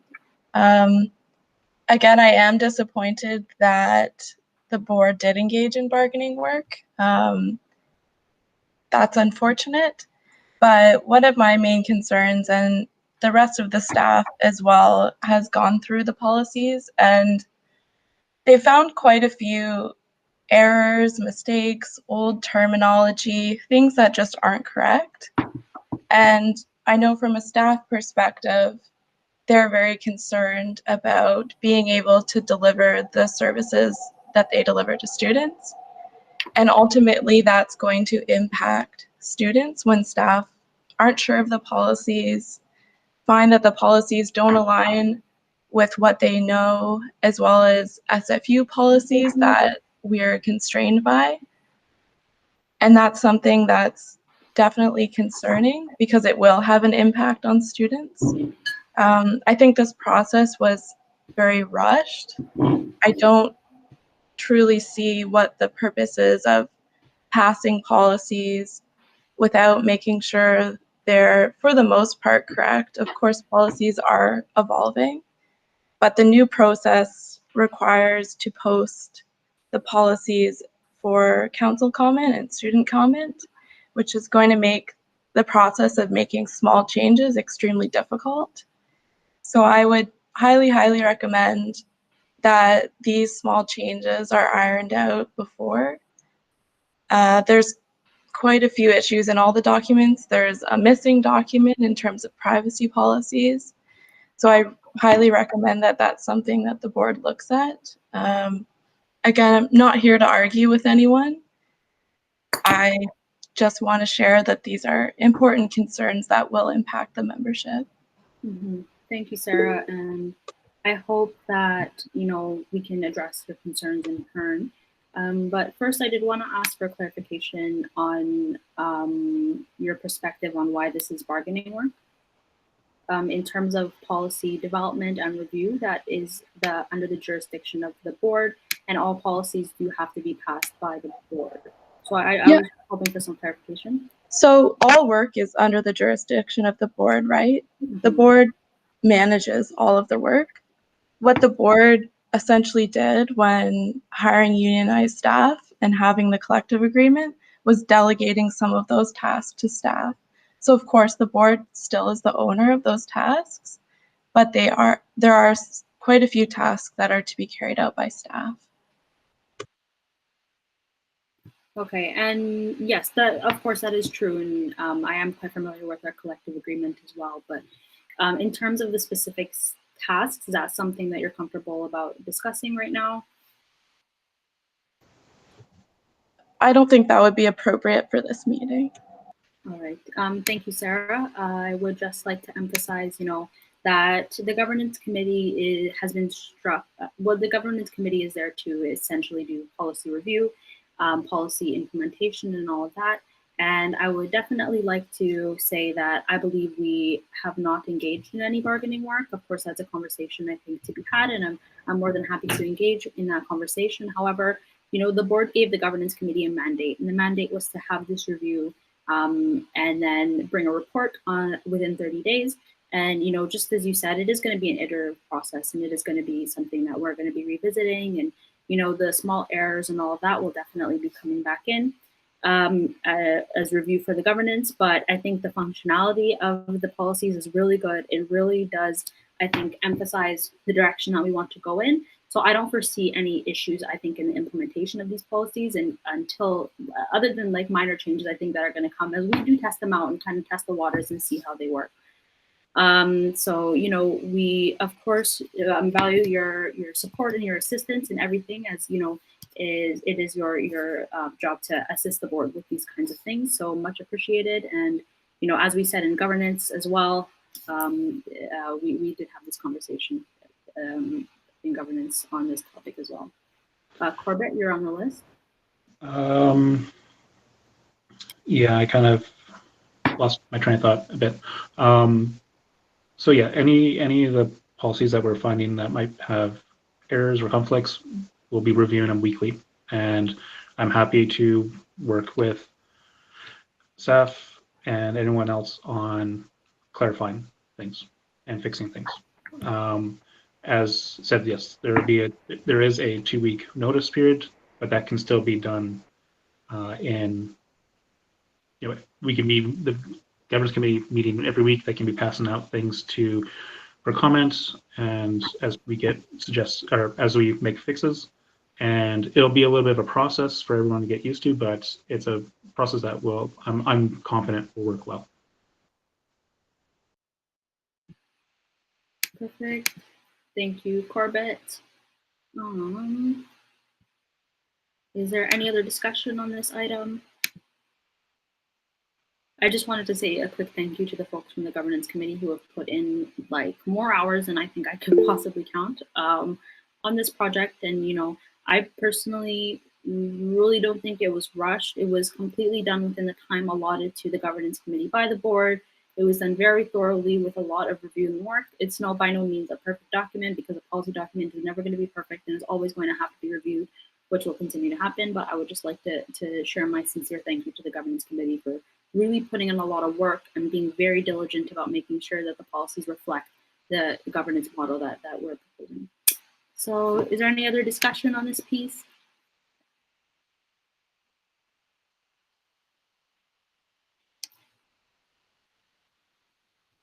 All right, thank you, folks. In that case, I will reread the motion and then we can put it to a vote. So whereas the Governance Committee has compiled and presented the report and recommendations titled Governance Committee Report to the Board of Directors, Governance Review 2020, be it resolved that the Society follows the principles of the Policy Administrative Hybrid Governance Model as recommended by the Governance Committee and outlined in the report.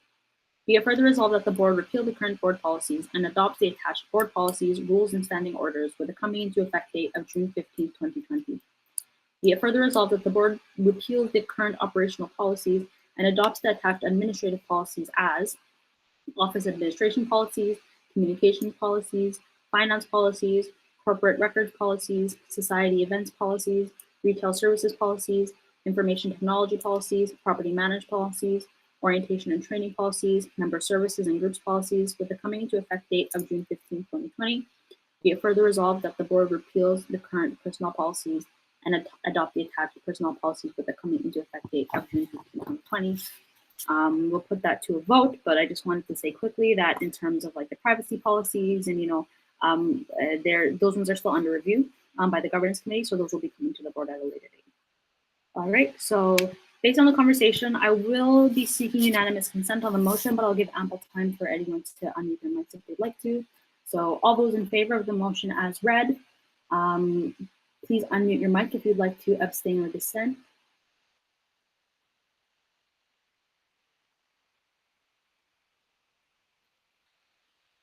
All right, seeing none, the motion carries unanimously. Thank you, folks. So we're at 5:34. So what I would like to do is I'd like to move to extend the meeting by 1 hour to 6:30 approximately. Would anyone like to second that? Matt. Matt seconds. Thank you, Matt. Any discussion on this? I think hopefully in the next hour we can get through the rest of this. We have a lot of really good stuff on the agenda that I really want to get through, and I think it's worth staying for a bit longer. If you cannot stay, that's fine as long as we retain quorum. Yeah. All right. So perfect. So I moved, and who seconded that? Matt. Yeah. Okay. Perfect. All right. All those in favor of extending the motion to 6:30, seeking unanimous consent, please unmute your mic if you'd like to dissent or abstain.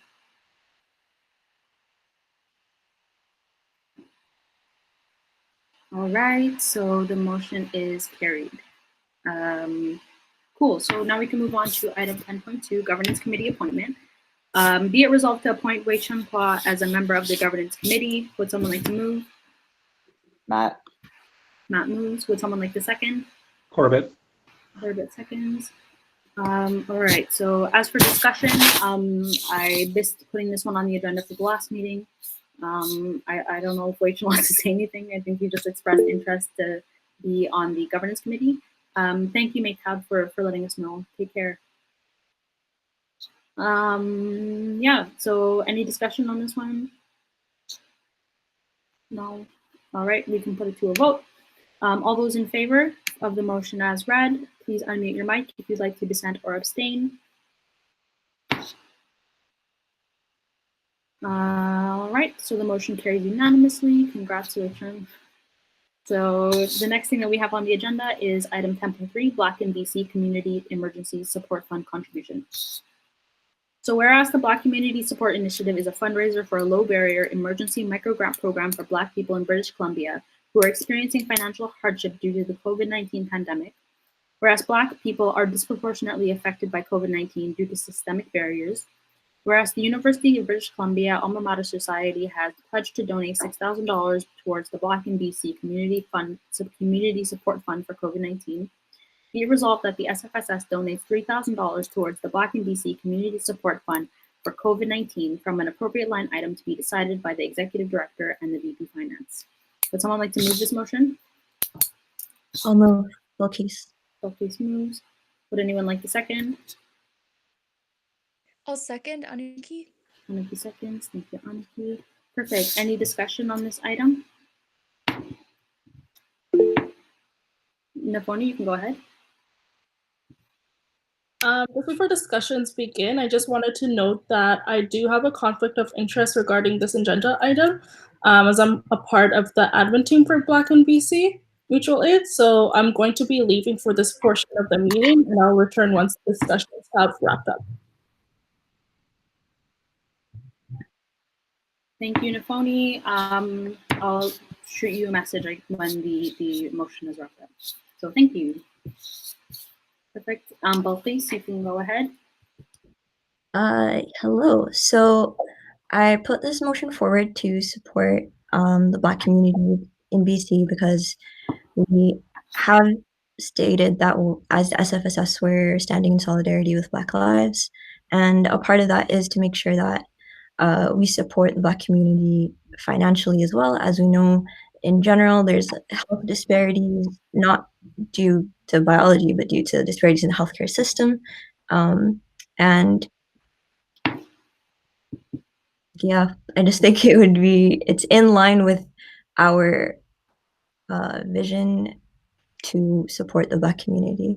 And AMS, the UBC Alma Society, has donated $6,000, and it is, I think, appropriate for us to match that proportionally. They have double the student population, so we can match that. And yeah, that's why I'm recommending that we support this particular fund. It was put together by some local Black organizers who want to help the community. And we know that there isn't even enough data on this yet, but with what we do know, with data in Canada as well as the States, Black folks are disproportionately affected by this pandemic. Black folks are on the front line of this too, since often working precarious jobs, like forced into precarious jobs, where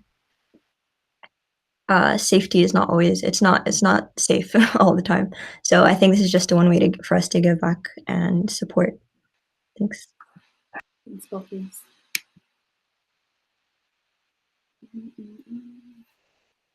So, any other discussion? I'd like to speak in very, very strong support of the motion.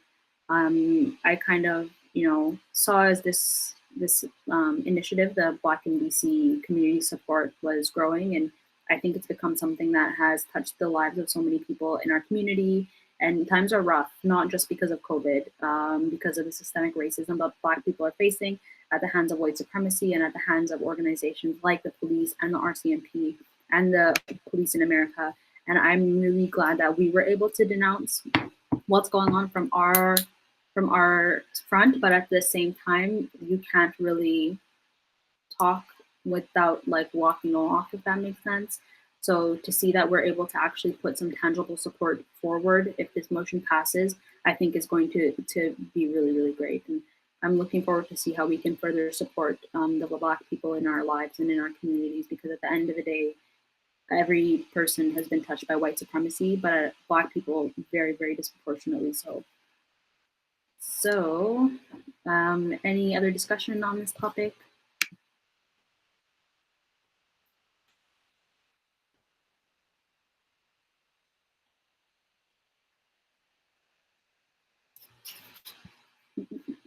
I would like to move to amend the motion to strike the executive director and replace that with relevant staff, simply because, or let me just say what amendment I'm proposing, and then I can tell you in discussion. So I'd like to move to amend to strike executive director and replace that with relevant staff.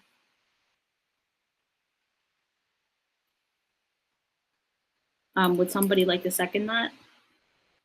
Gabe seconds. Thank you, Gabe. Perfect. So essentially, Sylvia is not available right now. So depending on how long this takes, I'm not sure if it may be another staff who will be supporting us to make this happen. So I just wanted to change the specifics around this, so we're not. Oh, Nafoni, we're not done.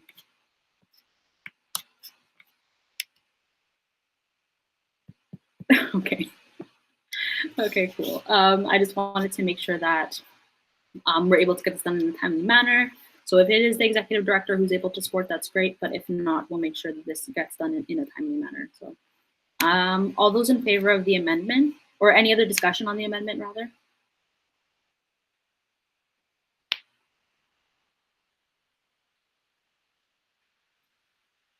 All right, putting it to a vote.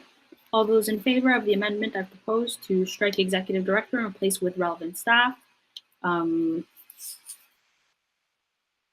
just strike the executive director and replace it like with the term relevant staff. All those in favor seeking unanimous consent, please unmute your mic if you'd like to dissent or abstain. All right, and the amendment is carried. Perfect. So, is there any other discussion on the motion, the actual motion, as it now reads?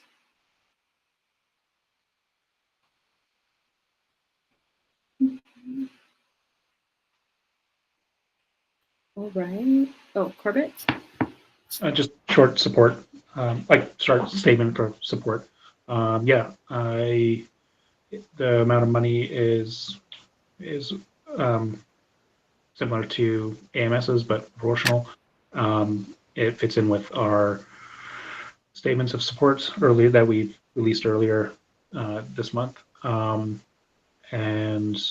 happy to find the money to support this. Thanks. Thank you, Corbett. Any other board member or Belface? I just want to add one more thing, that the fund does prioritize folks who have been, who are unable to access government support, and a lot of that is our membership. Like much of people who can be and will be seeking support from this fund are going to be directly from our membership, international students who haven't been able to access that kind of federal support and really need that right now. Thanks, Belface. Would anybody else like to take a moment to speak on the motion at hand? Board members? All right, seeing no more discussion, I will give the motion another read over and then we can put it to a vote.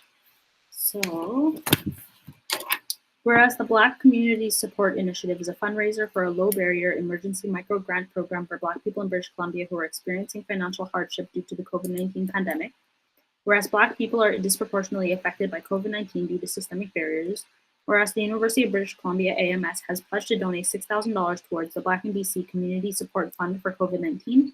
Be it resolved that the SFSS donates $3,000 towards the Black and BC Community Support Fund for COVID-19 from an appropriate line item to be decided by relevant staff and the VP Finance. All those in favor seeking unanimous consent, please unmute your mic if you'd like to dissent or abstain. All right, perfect. The motion carries unanimously. Thank you, folks. And if somebody can message Nafoni and tell her that she's welcome to rejoin.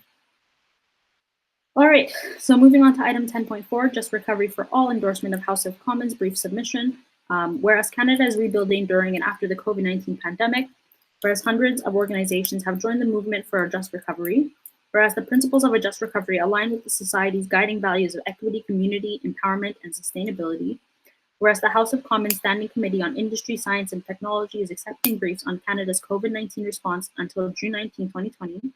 Be it resolved, the SFSS endorses the Just Recovery Principles. Be it further resolved, the SFSS submits a brief via the VP External on Canada's COVID-19 response to the House of Commons Standing Committee on Industry, Science, and Technology. Would someone like to move this motion? Please. Please. Would someone like to second? I'll second. Question. Okay, perfect. Cool. And I'll open up the floor to Belface. Thanks. So this motion is to, as I'm sure everyone's read the briefing note as well. There's a briefing note for the last motion as well, but if anyone didn't get a chance to read that yet. But so this is to endorse this just recovery, and this is something that has been put together. These principles of just recovery have been put together by organizations. It actually started off internationally, and now this is specifically more Canadian context. And the point is that we want to put people's well-being above everything. And I think it falls right in line with the advocacy we do as SFSS. And the pandemic is definitely a wake-up call, undeniable wake-up call to how inadequate our systems are. So I think it's our responsibility as a student society, one with quite the presence in the province as well, to really push and support a recovery post-COVID that centers well-being and justice and equity, and but also build just a more sustainable and resilient economy overall. So that's why I'm recommending that we endorse this, the just recovery principles, and generally use it as a framework for future responses to how we go about addressing things.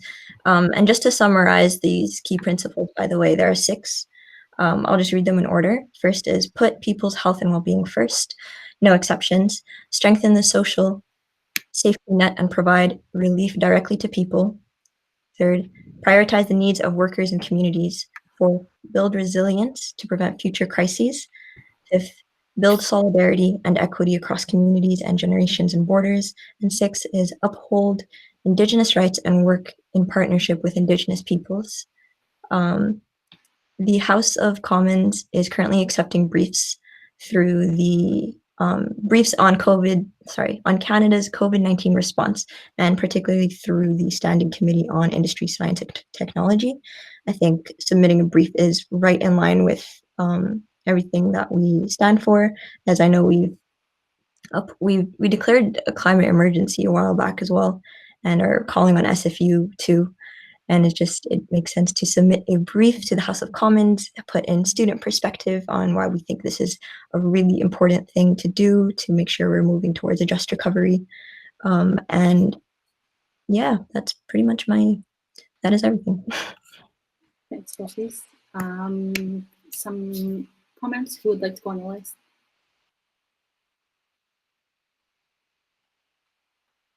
Wei-Chun? Yeah, I would just like to express my support for this motion. I think it's really important to recognize how this pandemic has really exposed how vulnerable our system is. How the economy operate under the capitalist system, and how it really leaves behind a lot of the vulnerable people. And all the system does is put corporations before people, and that really needs to stop, because once something like this happens, the one that hurts the most, the one who are always left behind, are the workers, are the everyday people that keep up society running, like our essential workers. Calling for a living wage, calling for a basic universal income, and all this progressive values and progressive policies that should be already in place a long time ago. And this pandemic just really showed the weakness of the system that we have. And I think now is a really good time to call for just recovery, saying we need to prioritize people, no more bailouts for corporations. If we invest in our communities, that's going to benefit us in the long run, because corporations and companies are nothing without the people and without the workers that work in it. Everyday people really are the source of power and how our society functions. All the farm workers that are working throughout this pandemic to make sure that we have food. People who serve us every day in grocery stores, without those people, we would not be able to kind of survive this pandemic. And I think really just core principles is really what we should work around in calling for the government to pursue a more just recovery, to say that we're not going back to a system that leaves vulnerable people at risk. So I just think this is a really good motion that we really need to support and endorse.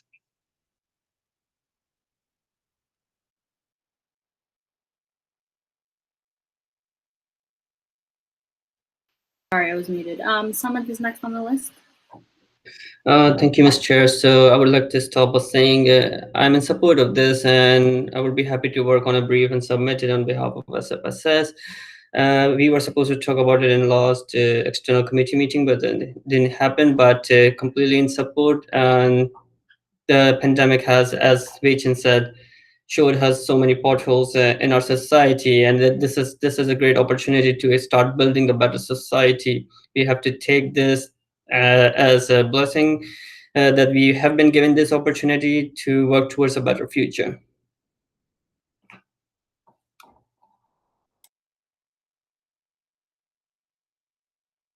Sorry, is it, I couldn't hear you. Is it my turn? Okay, yeah, so I just wanted to say that I am like completely in support of this. Like one of the biggest reasons is like my parents are also essential workers. But I know a lot of us do have like family members who are also essential workers, but this is like not the only reason why we should support this, because for a long time, like these people have been like forgotten or like like they're not like talked about that much, especially like in this pandemic. And I guess this pandemic brought to light how important they are, which is kind of sad because like for me personally, always considered them to be like so important.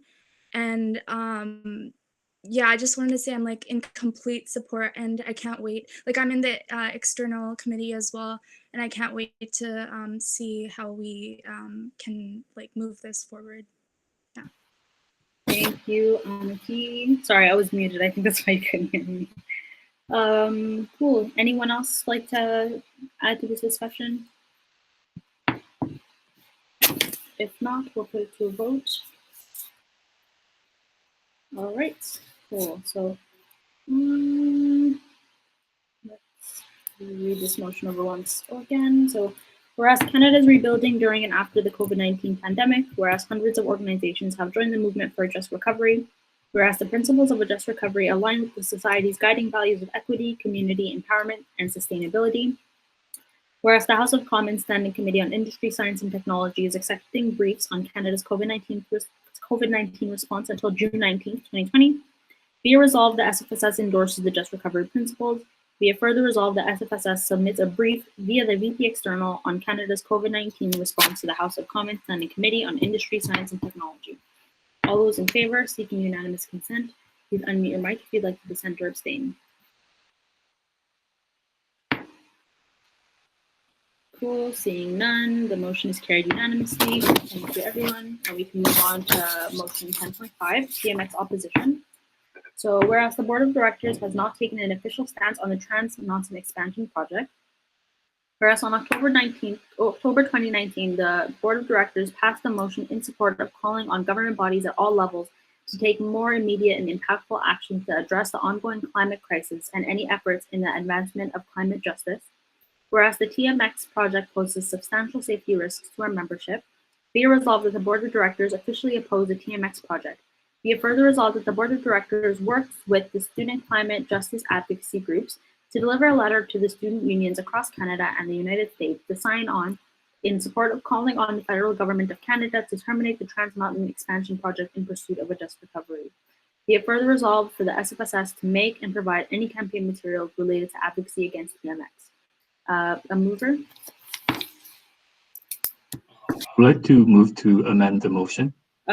First, I need a mover and a seconder of the motion as it reads, and then you can move to amend. Sure, I'll move. Perfect. Would someone like the second? I'll second Corbett. Corbett second. Sorry. Thank you, Corbett. Sorry, beat her to it. Perfect. Any discussion, Wei-Chun, if you'd want to make that amendment or move to make that amendment now?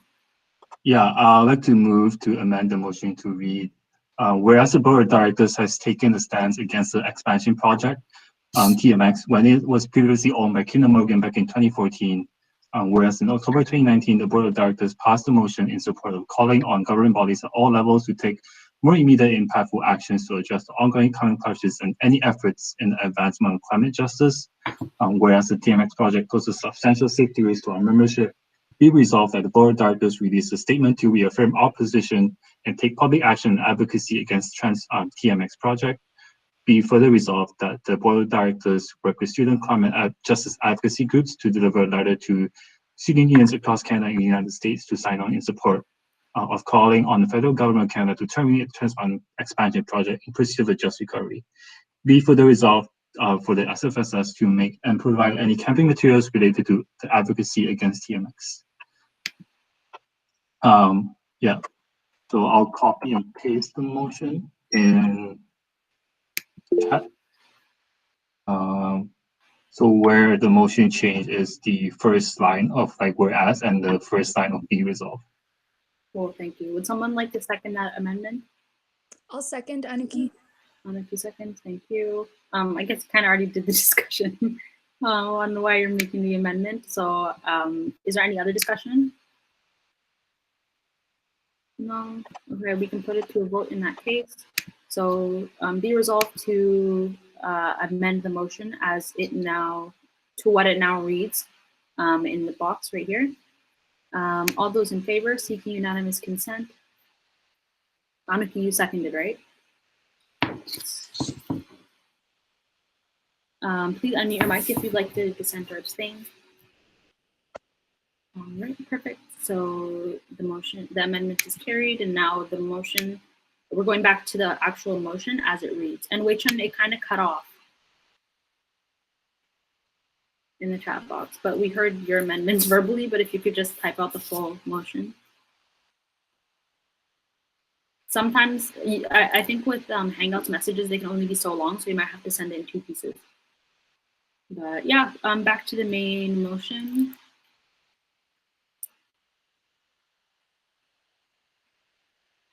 I don't know, Wei-Chun, you brought this one forward. Did you want to speak on it?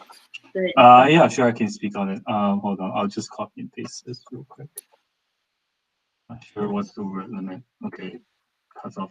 I'll post the motion again later after I get explain this. So me and Anuki have been working on this for a while. So Anuki, if at any point you want to jump in, please just unmute and jump in. But yeah, we worked on this motion together. We've been kind of working on advocacy around this together as well.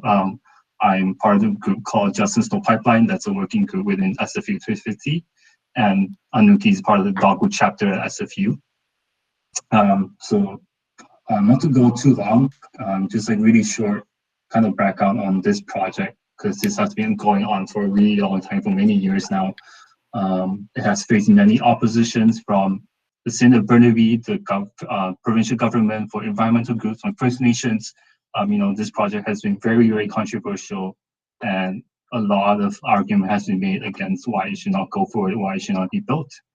And this project was bought by the Liberal government, and it was approved the day after Canada declared a climate emergency. So it really doesn't make sense. Canada saying that they want to take a stronger stance on climate action, but they went ahead and approved this pilot anyways the next day. This was back in 2019. So yeah. Also, I just wanted to add that, yeah, it's unsafe and it doesn't make sense to continue on during COVID, especially because the price of oil has dropped and there's not really a use for it at the moment. And yeah, there's Wei-Chun said, there's a lot of there is a lot of opposition for it, but then there's people that support it, like Dogwood, not the pipeline, sorry, I mean to end the pipeline. Yeah, Dogwood, Justice No Pipeline, other students, especially people in the Burnaby community and the SFU community. Yeah. Yeah, just to highlight, the government bought this pipeline for $4.5 billion. And since then, it's estimated that the actual cost of the project has actually risen to $12.6 billion.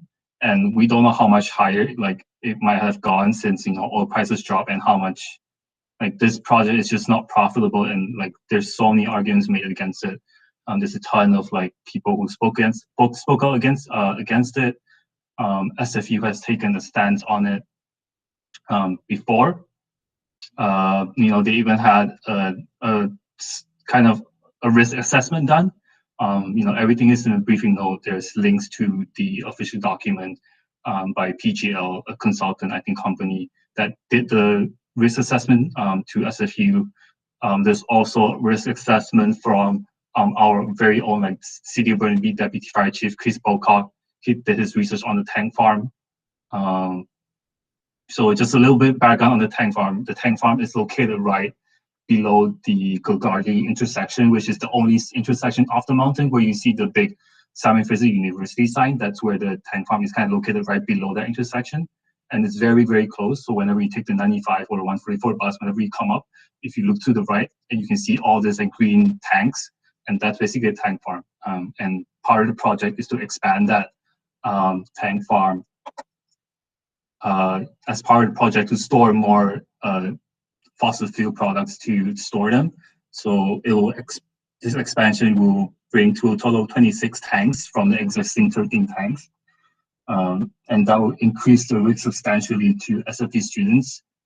If a fire does break out, it's estimated that it could take up to 6 hours for the fire team response, just because inside that fence line of where the facility is, it's a jurisdiction of Trans Mountain, which is the kind of the Crown Corporation that's in charge of it, and the Burnaby City of Burnaby has fire department has no jurisdiction in it, so their fire equipment is located all the way in Kamloops, so it will take up to maybe 6 hours when to actually get here. And by that time, a lot of things could have happened already. It's surrounded by forest. You can spread through the forest. The tank farm also stores a lot of toxic chemicals in it. Once it erupts, all the smoke, all the toxic fumes, it will come up to SFU. SFU is located on the mountain, and this tank farm is kind of in a lower elevation. So that smoke would just come into campus. The fire could spread. We cannot get off this mountain. There's only one intersection off the mountain. And yeah, there's a lot of information in the briefing note if you want to take a look over. I just think we really need to reaffirm our position as a student society to really advocate for our student safety. And as students coming in, applying to this school, they are not notified of the risk of applying to this school, being on campus. I think really students have the right to know the risk associated with coming to SFU, especially with such a huge issue. Just imagining you coming to school and not knowing of that tank farm, and one day a fire erupts and you're just stuck up here in the mountain that you were never told by SFU, you were never told by the student society that there's this risk associated with coming to this school. So I think it's really important as a student society and to really do our duty to inform our membership, to really make sure we hear their concerns, to keep voicing up for them, to let the federal government know that we're really opposed to this. We're don't want this project to go ahead. We need to push SFU to take stronger action as well, because I think as an institution, they should be really doing more as well to pressure the government. Yeah, I think that's pretty much it. Everything else is in the document, so you can just take a read at that. Thank you, Wei Chen. And yeah, Shanika brings up a good point. We've only extended to 6:30, so Matt is the next one on the list. I'll make it short. I think it's important too, since SFSS has already, stood in solidarity with Wet'suwet'en, and that we take into account that lines that we're on, that we need to always be mindful that we should be taking, opposition to the pipeline, and we should always keep in mind, these unceded stolen territories. So with that, I think it'll be, I'm in favor of this motion. Thank you, Matt. Any more discussion?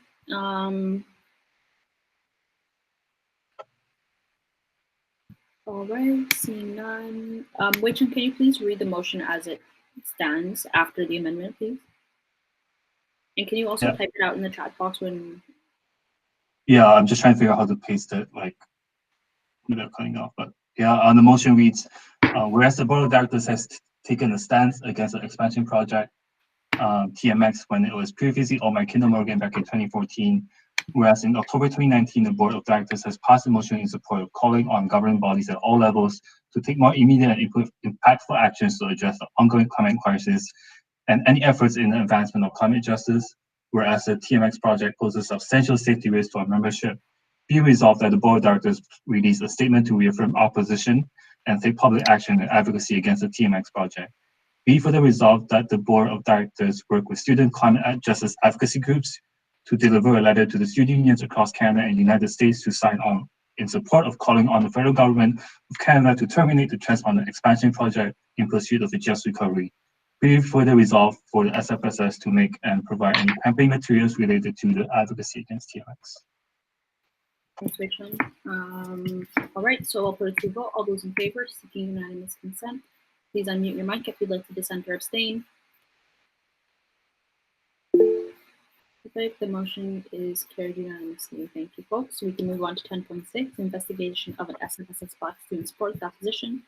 Whereas the SFSS is committed to fighting anti-Black racism, whereas the SFSS has committed to maintaining Black community space on campus, be resolved that the SFSS Board of Directors authorizes staff to investigate the hiring of a Black student support staff person to assist in effective support, advocacy, and service delivery for the space that has been allocated for the SFSS SOCA constituency group in the new student building, and report on options at a following board meeting. Mover, please. Bill, please. Okay, thank you. And seconder? Matt. I heard Matt first, so I'll put down Matt. Thank you. Any discussion? Please, yes, go ahead. So this one is, I guess, shorter discussion-wise in terms. Anyways, so SOCA is a constituency group where labor is fully maintained and operated by students, most of whom are full-time students, and so I think having a support staff to maintain the space in the new building that has been already allocated to as a Black space to SOCA is it's appropriate to have. All the other constituency groups have a support staff person or a coordinator of some sort. So this is just to start the process of investigating a support staff position, and it's not a definitive, doesn't have a definitive deadline or date or anything, but I would like to see this process being started. Thanks, please. Would anyone else like to speak?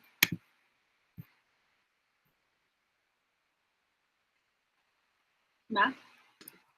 I'm in definite favor of this motion. I feel like this has been a long time coming, and I wish that it would have happened sooner, but I'm glad that this motion was brought to the table so that, you know, could help support this process, you know, especially with our mandate in supporting students, especially right now with Black students. You know, I've always seen like the frustrations that like the groups have felt through all of this, and I know that, you know, this is definitely needed, and it has been needed for a long time. Thank you, Matt. Would anyone else like to speak? I would just like to say very briefly, I'm very, very much in favor of this motion, and I'm really excited to look into the options that we have to not only, you know, have a support staff, but also to have a space and to have that support for Black students on campus, because, you know, being Black while in university is difficult. You know, the system wasn't made for Black folks. It definitely needs a lot of redoing and fixing, and I think this is a step in the right direction. Additionally, I'm very cognizant of the harm caused by the SFSS on the Black community on campus, and I'm hoping that this can be a step in the right direction to rectify some of that. All right. Well, I would like anybody else like to speak to the motion? Please, you can go ahead. Yeah, I just wanted to let folks know that I'll be submitting a work order for the research to begin. And I just wanted to ask for, I brought this forward now because I just wanted to ask for input and from board members around any specificities. Yeah, and they're in the research request. So far, I'm thinking to task, like hoping that we task to look into the kinds of support that exist for Black students in universities already across Canada and in the US where applicable. But yeah, just wanting to hear input if you have any. Shanika? I'm just curious to know as to which staff support you want to do this, because this is an HR role. So it would have to be done by someone in HR. Please, you want to respond? Yeah, I think the research is going to be, as it is a research thing, it would be the staff support person who has the position of campaigns, research, and policy coordinator would be appropriate for this one. All right, thank you. Thank you. All right, well, if there's no more discussion, we can put it to a vote. Does anyone feel like I need to reread the motion? There wasn't any amendments and it's on the agenda, so I think we can just move into a vote. So be it resolved, or all those in favor of the motion as it reads, seeking unanimous consent, please unmute your mic if you'd like to dissent or abstain. The motion is carried unanimously. Thank you, folks. Now we can move on to the motions that were added to the agenda, starting with the FNSA Emergency Assistance Fund and the re-ratification of the FNSA agreement. I can read out that motion as Matt has sent that out. Just gotta find it. Perfect. All right. So be it resolved that the SFSS supports the FNSA and SFU terms of reference for the FNSA Emergency Assistance Fund passed by the FNSA to provide funding to Indigenous students in light of COVID-19. Be it further resolved that the SFSS re-ratify the FNSA SFSS agreement signed on March 27, 2009. Be it further resolved that future motions of the FNSA as it relates to the FNSA fund, as long as duly constituted meetings with quorum and within the FNSA's fund budget, that check requisitions and payment be approved by the SFSS staff in line with the SFSS FNSA agreement. Would someone like to move this motion?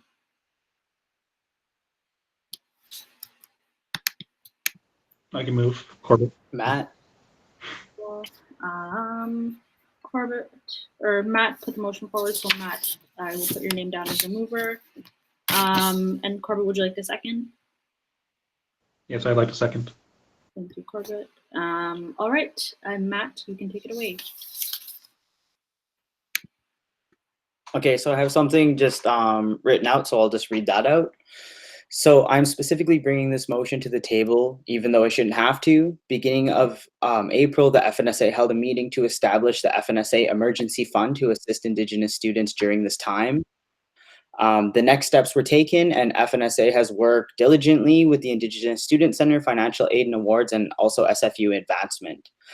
Undermining FNSA's ability to make their decisions around their own affairs and supports has been an ongoing issue for many years with the SFSS. This paternalistic pattern is creating barriers for providing support to Indigenous students, especially in amidst a pandemic when this financial support is needed. So this fund has been delayed, and I found out about it this week.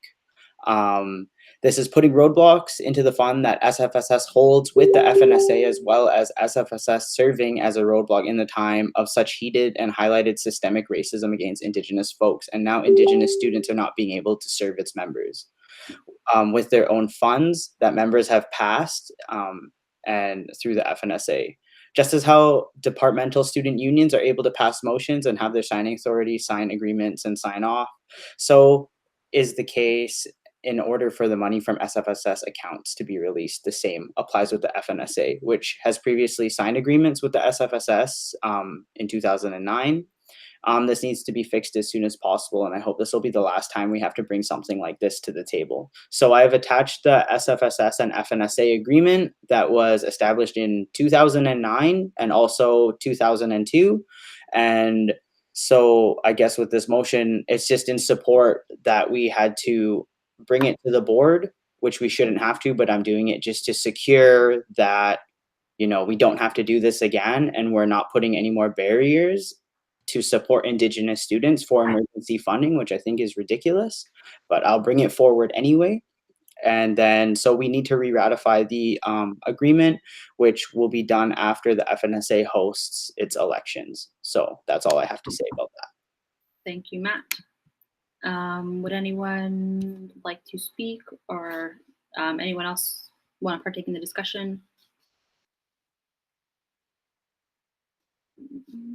I just want to say that I'm also speaking in favor of this motion as it stands, because, as Matt said, this has been an ongoing issue within the SFSS, the paternalistic oversight over the FNSA, even though we actually did, and we do all have a copy of the agreement with the FNSA, and also this motion passed under their jurisdiction, and the fund is under their jurisdiction as well.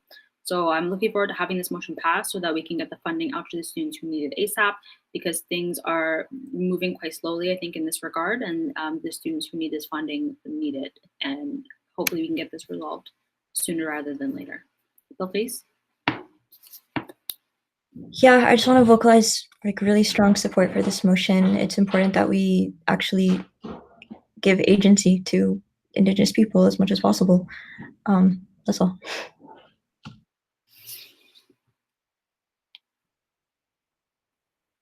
Matt? I just want to clarify that so this will be ratified as the motion is passed, Yeah.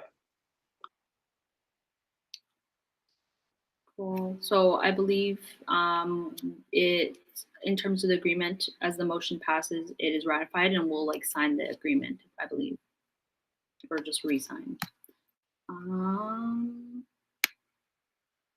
Cool. Anyone else on the list? Or if I'm not mistaken, it is already signed. We're just re-ratifying the agreement. Okay, cool. Sounds good. Shanika? Yeah, I'm strongly in support of this motion. I just want to clarify that the money wasn't issued because our auditor questioned it. So that was it. So we had to provide clarity. So that's why there was a delay. Thank you, Shanika.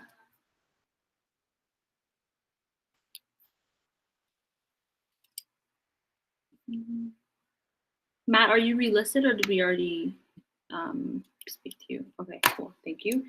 And yeah, hopefully that re-ratifying this agreement will provide some clarity, I think, for the future, so that these kinds of delays do not continue to happen. All right, in that case, we can put it to a vote. The motion, I sent it in the text box. So be it resolved that the SFSS support the FNSA and SFU terms of reference for the FNSA Emergency Assistance Fund passed by the FNSA to provide funding to Indigenous students in light of COVID-19. Be it further resolved that the SFSS re-ratify the FNSA SFSS agreement signed March 27, 2009. Be it further resolved that the future motions of the FNSA as it relates to the board FNSA fund, as long as duly constituted meeting with quorum and within the FNSA's funds budget, that check requisitions and payments be approved by the SFSS staff in line with the SFSS FNSA agreement. All those in favor seeking unanimous consent, please unmute the mic if you would like to dissent or abstain. All right, the motion is carried unanimously. Thank you, folks. We can move on to the next one, which is the motion sent by Emily. Cool. Emily, I think you have the wording of the motion, so if you would like to read that out and put it in the text box, that would be greatly appreciated. Yeah, I think I sent it earlier in the chat, but it's be it resolved to mandate the SFSS faculty representatives to email the OER campaign letter to their respective faculty deans. Perfect. And would you like to move that motion? Yeah. Perfect. And would anyone like to second? I'll second. Wei Chen. Wei Chen seconds. Perfect. Any discussion, Emily, if you want to talk about that a bit? Yeah, so I think it's pretty self-explanatory, but I just wanted to hear any feedback from you guys if you read the letter, just to know before we send it out.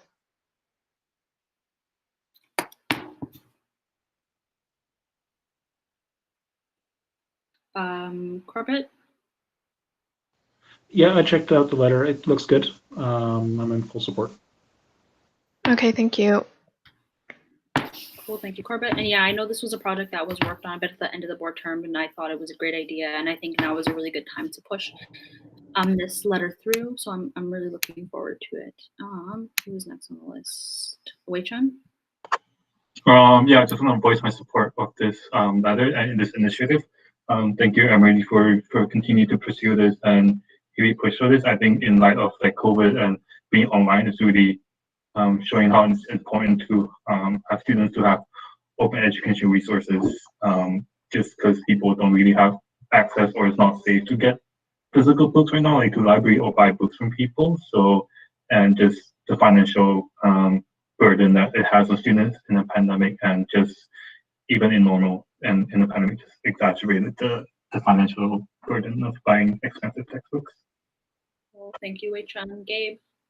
Yeah, so without taking up too much time, I just want to speak in support of this, and I think this was brought to the board last board term, but COVID got in the way, obviously. So I'm in support of the letter as is stated, and I'm very happy to see this brought to the board by Emily. So thank you, and I'm also happy that as the newly elected VP, where I will start having some involvement in the OER working group and hopefully getting this advocacy going. Thanks, Gabe. Matt is in support in the comment box. All right, is there any other discussion?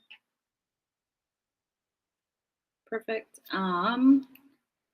So all those in favor of the motion as it was read by Emily, and Emily, if you could just type in the chat box for clarity's sake, that would be helpful. Seeking unanimous consent. If you would like to dissent or abstain, please unmute your mic. All right, the motion carries unanimously. Perfect. So now we are at the last motion, Town Hall Slido subscription. Balkis, I think you also have the wording for that one. So if you could just read it and put it in the chat box. Yeah, I'll read it, but I would like to make an amendment to the motion as well. Cool. So can you read it as it stands and type it as it stands in the chat box, and then we can do the amendment. Will do. So sending it right now as it stands. Whereas SFSS intends to host a student town hall, be it resolved to allocate up to 270.43 Canadian dollars from line item 17, Communications Office, for a one-time use plan with web-based application Slido. Cool. And would you like to move that motion? Yes, I will be moving that motion. Cool. Thank you. Would someone like to second? Matt. Matt seconds. Perfect. Any discussion if you want to make that amendment? Oh, yeah. Sorry. Amendment. I will send the updated version. It's just I didn't take into consideration tax, so this is just an updated version for the pricing. As the SFSS intends to host a student town hall, be it resolved to allocate up to $350 from line item 17, Communications Office, for a one-time use plan with web-based application Slido. Perfect. So would someone like to second the amendment? Gabe seconds. Thank you, Gabe. So we'll put it to, is there any, I don't see any, if there's any discussion, seeing none, we'll put it to a vote. So all those in favor of the amendment, seeking unanimous consent, please unmute your mic if you'd like to dissent or abstain. Seeing none, the amendment is carried and the motion is now as it has been retyped. So any discussion on the motion now as it reads? Well, please, you can go ahead. Yeah, so this is an app, Slido is an app we've used before. The SFSS used last year during the federal debate, and we used the basic version, which is the free version. I think this paid, or actually, yeah, this particular version has features that would be necessary for us to run a proper town hall. This includes crowdsourcing questions. People can vote for questions, and it's like live participation and engagement. There is polling as well as replies, and there's some features embedded, like the fact that, integrations like Google Slides, which we plan to use in the town hall for the closed captions purposes, as well as live streaming to YouTube and Facebook. So I definitely think this is worth the purchase. So yeah, that's all. Thank you, Balkis. Would anyone else like to speak?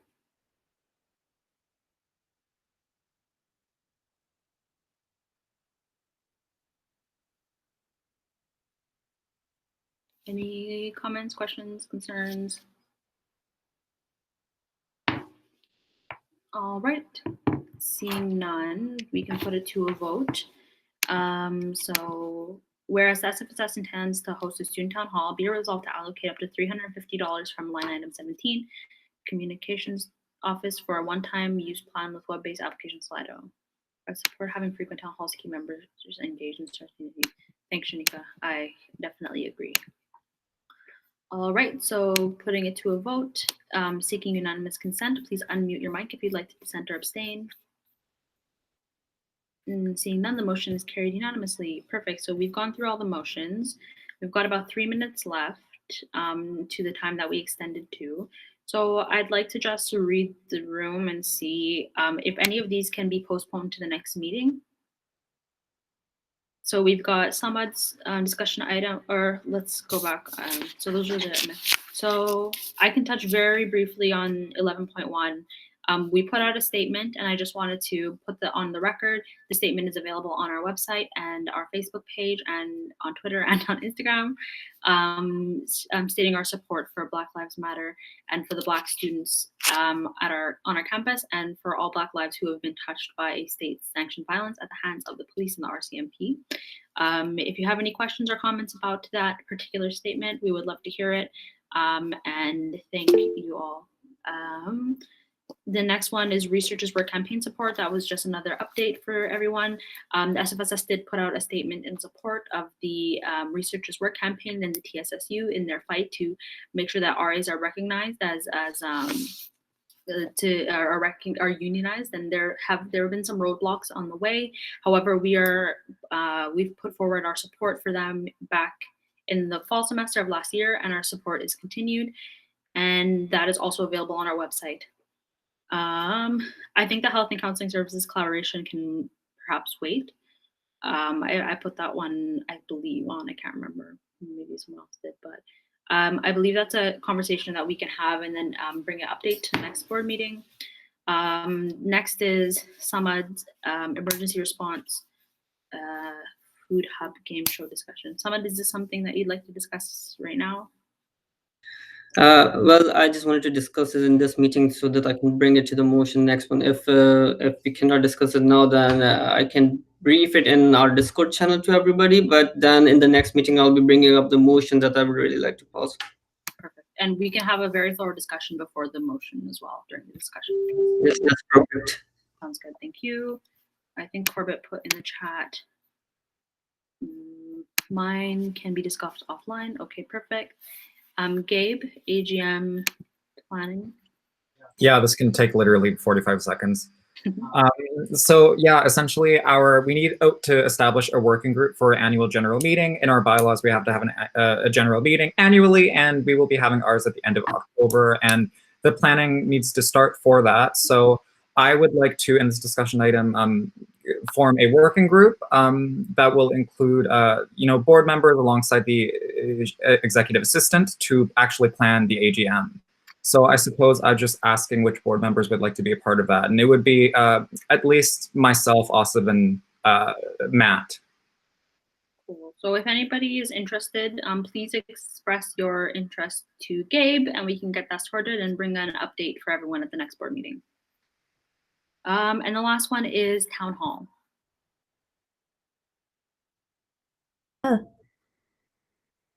Hello. Yeah, mine is also a quick update, just that town hall planning is happening right now, and I've been in communication with the parties involved, such as Coalition, COVID-19 Coalition, GSS, and Tuition Freeze Now. Tentative date set for June 23rd to be confirmed very shortly. And yeah, that's all. I'll be in touch with all relevant parties. Thank you, Balkis. Cool. So that brings us to item 12, guest 30-minute Q&A. Would any guests like to ask any questions? I know Michelle from the Peak is here with us. Michelle, did you have any questions that you'd like to ask? I'm okay at this time. Thank you. Sounds good. And of course, if you do have any questions, feel free to reach out to us whenever. I don't see any other guests in. All right, in that case, we can finally move to adjournment. So that's item 14.1. Be a result to adjourn the meeting at 6:31 p.m. Would someone like to move? Matt. Matt, would someone like to second? Gabe. Gabe seconds. All those in favor seeking unanimous consent, please unmute your mic if you'd like to dissent or abstain. Seeing none, the motion is carried unanimously. Thank you everyone for joining us at our 4-hour meeting. See you all next week. Bye. Bye. See you later. See everyone. See you guys.